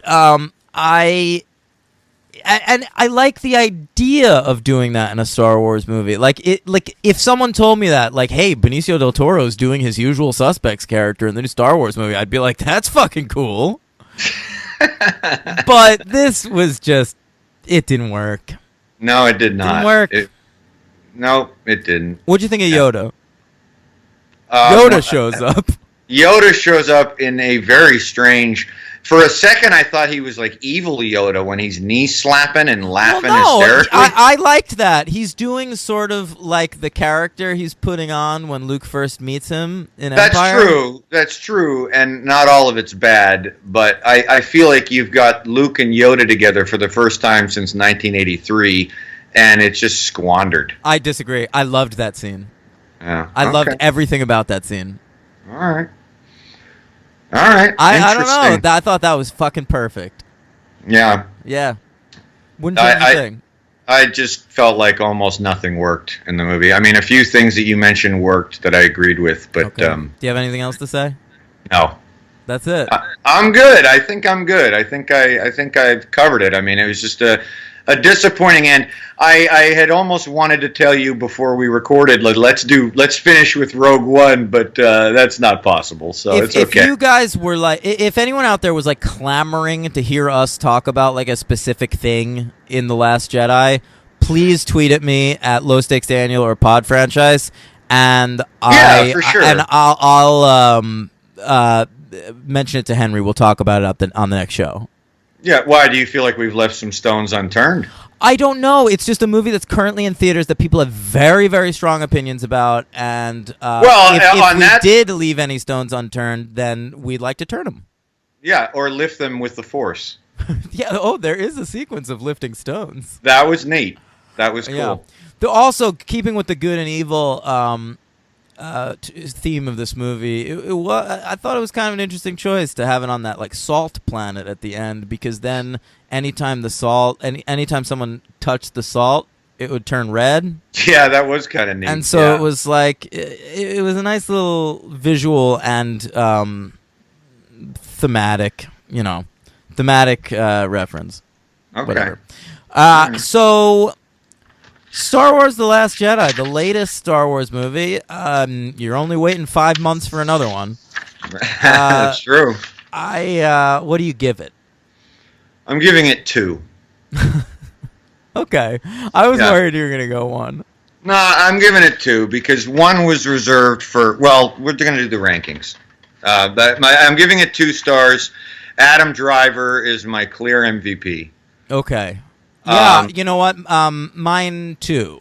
I give Daisy Ridley or Adam Driver last time? I think you gave Daisy Ridley. Either one. Honestly, I felt the same way watching this as I did Force Awakens. In that the heart and strength of the movie lies completely within Daisy Ridley and Adam Driver. Yeah.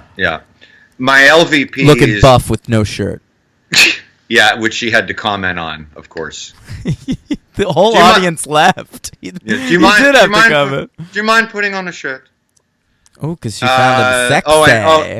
I will say one more thing. When Luke and Leia finally saw each other, yeah, you cried? No, but Luke leaned in for a kiss, and I was like, "Ooh, now that Han's out of the way, he can finally fuck his sister." Oh boy, I did like his little wink at C-3PO. That was good. Yeah, that was really good.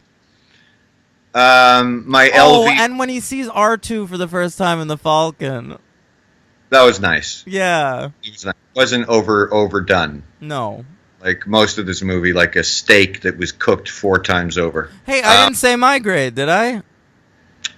No, I was just going to do mine and then my okay. Go ahead. 2 stars. MVP Adam Driver. LVP clear and present danger of Rian Johnson, both as a writer and a director. Okay. Nothing to look at and nothing to listen to. I'm giving it a 3. Mm-hmm. MVP Daisy Ridley or Adam Driver. Pick your poison. LVP Poe Dameron. Totally fair. Yeah. Or Benicio. I mean, Benicio really defines, like, he is not a valuable player in this film. No. If you put it like that, then yes. Yeah. It's true. Yeah. Okay. Superhero count? Yeah, kind of a weird one. Truly just one, but because of our fans, I dug a little deep. So I'll give the 2 uninteresting ones first. There's 3, but there's really 1. Tom Hardy. What, is he in a fucking stormtrooper uniform? Yeah. Who could care? But he was cut. Yeah, so is Prince William and Prince Harry. I know, yeah. Okay, so that doesn't really count, but I threw it in there for the fans. I think the Backstreet Boys were in the Phantom Menace. That sounds right. Yeah. Your boy, Joseph Gordon-Levitt, was the voice of some character in this movie. I noticed, not while I was watching, but when I looked it on IMDb. So yeah. He was that weird character in Dark Knight Rises. Well, he's Robin. Maybe. And in Sin City, he's plays a character named Johnny. Sin City 2, sorry. See, now that's not even a superhero, but that counts because it's based on a comic? I thought that we've counted Sin City before. I thought I got your approval on it. I mean, I guess you can, but if you do, should we not count Scarlett Johansson for Ghost World? Well, then we'd be including Funhouse and any kind of. There's no movie of that. Black Hole. I mean, it's Frank Miller. I mean, we don't have to. I don't care. Okay, so the main one was Benicio del Toro, who was also in the first Sin City, but we can skip that. Let's do Sin City. It's fine. Who's he playing Sin City again? Jack Rafferty. Right. He's important in that movie. I don't like those movies, so I didn't remember him. I like them. We'll cover them. Yeah. Right now, he's going strong as the Collector in both Thor 2, Ragnarok, Thor 3. Sorry. No, sorry, he's not in Ragnarok. He's in The Dark World. He's in The Dark World, okay. and he's in Guardians of the Galaxy, the first one, and he's in the upcoming Avengers Infinity War. Because everyone is. Exactly. So there you go, Benicio. All right. Rankings. You want to go top to bottom or bottom to top? Let's go worst to best. All right, are we concluding the holiday special? Oh, I wasn't. That's up to you. We don't have to. Let's not. No, let's not. Because we got a nice even 10 number here. All right, I'm doing this off the top of my head. Well, all right, as usual on this type of ranking, I'll help you along. Thank you. I think I got them all in front of me. Mm-hmm. Okay, you want me to go, then you go type thing? Yeah. Okay. Number 10. Just 10 of these? Yep. Okay. Should have done it. Yeah. Number 10, Star Wars: The Clone Wars. Oh, I forgot that existed.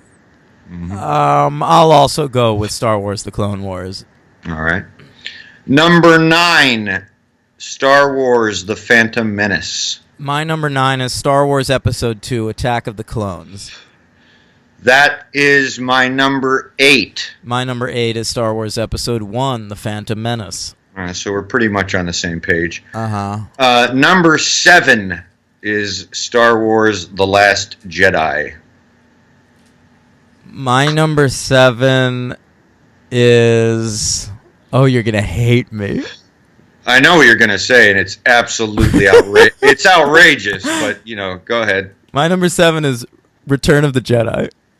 I hope you get shit for that. I will. I think you will. I will 100%. Yeah.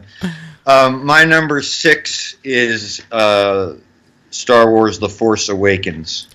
My number 6 is Rogue One.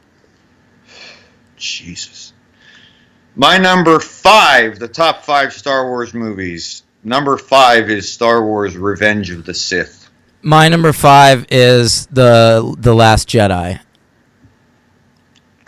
Okay. My number 4 is Rogue One. My number 4 is...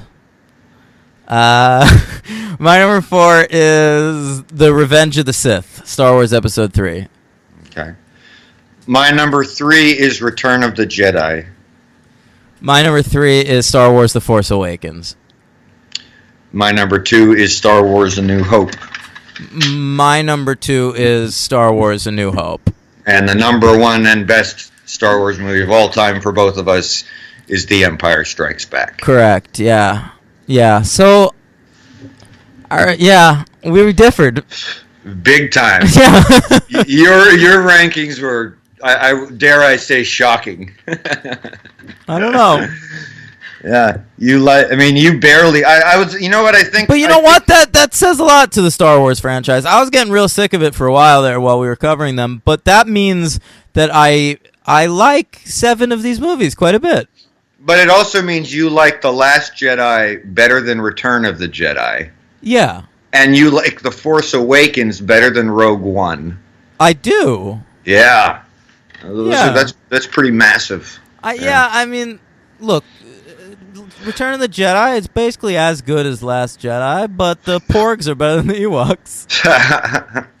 It's our top 2 are the same, and our bottom 3 are in the same ballpark. It's that middle section that's muddled. Yeah. Well, you liked Rogue One more than I did. I loved it. I liked Force Awakens and Last Jedi more than you did. Yep. So I gotta say, the next Star Wars movie coming out May 25th, I believe, Solo, a Star Wars story. You're gonna like it more than me. That's my prediction now. I have no idea. Yeah. We'll see. We'll cover that. Ron Howard. Ron Howard. Whose last movie was terrible. When was No, that? I'm sorry. I'm sorry. I always am confusing. I've done this before. I'm confusing Opie Cunningham with. That's an Eddie Murphy joke. I'm confusing him with Rob Reiner. Rob Reiner's last movie. I hate. Rob Reiner's last many movies have been terrible. What's the last good Ron Howard movie? I don't remember. I mean, I've got it. Not too long ago. 2013, Rush. Oh, that was very good. Yeah. So there we have it. That's the next one. That's Star Wars for you, and we'll be back next week.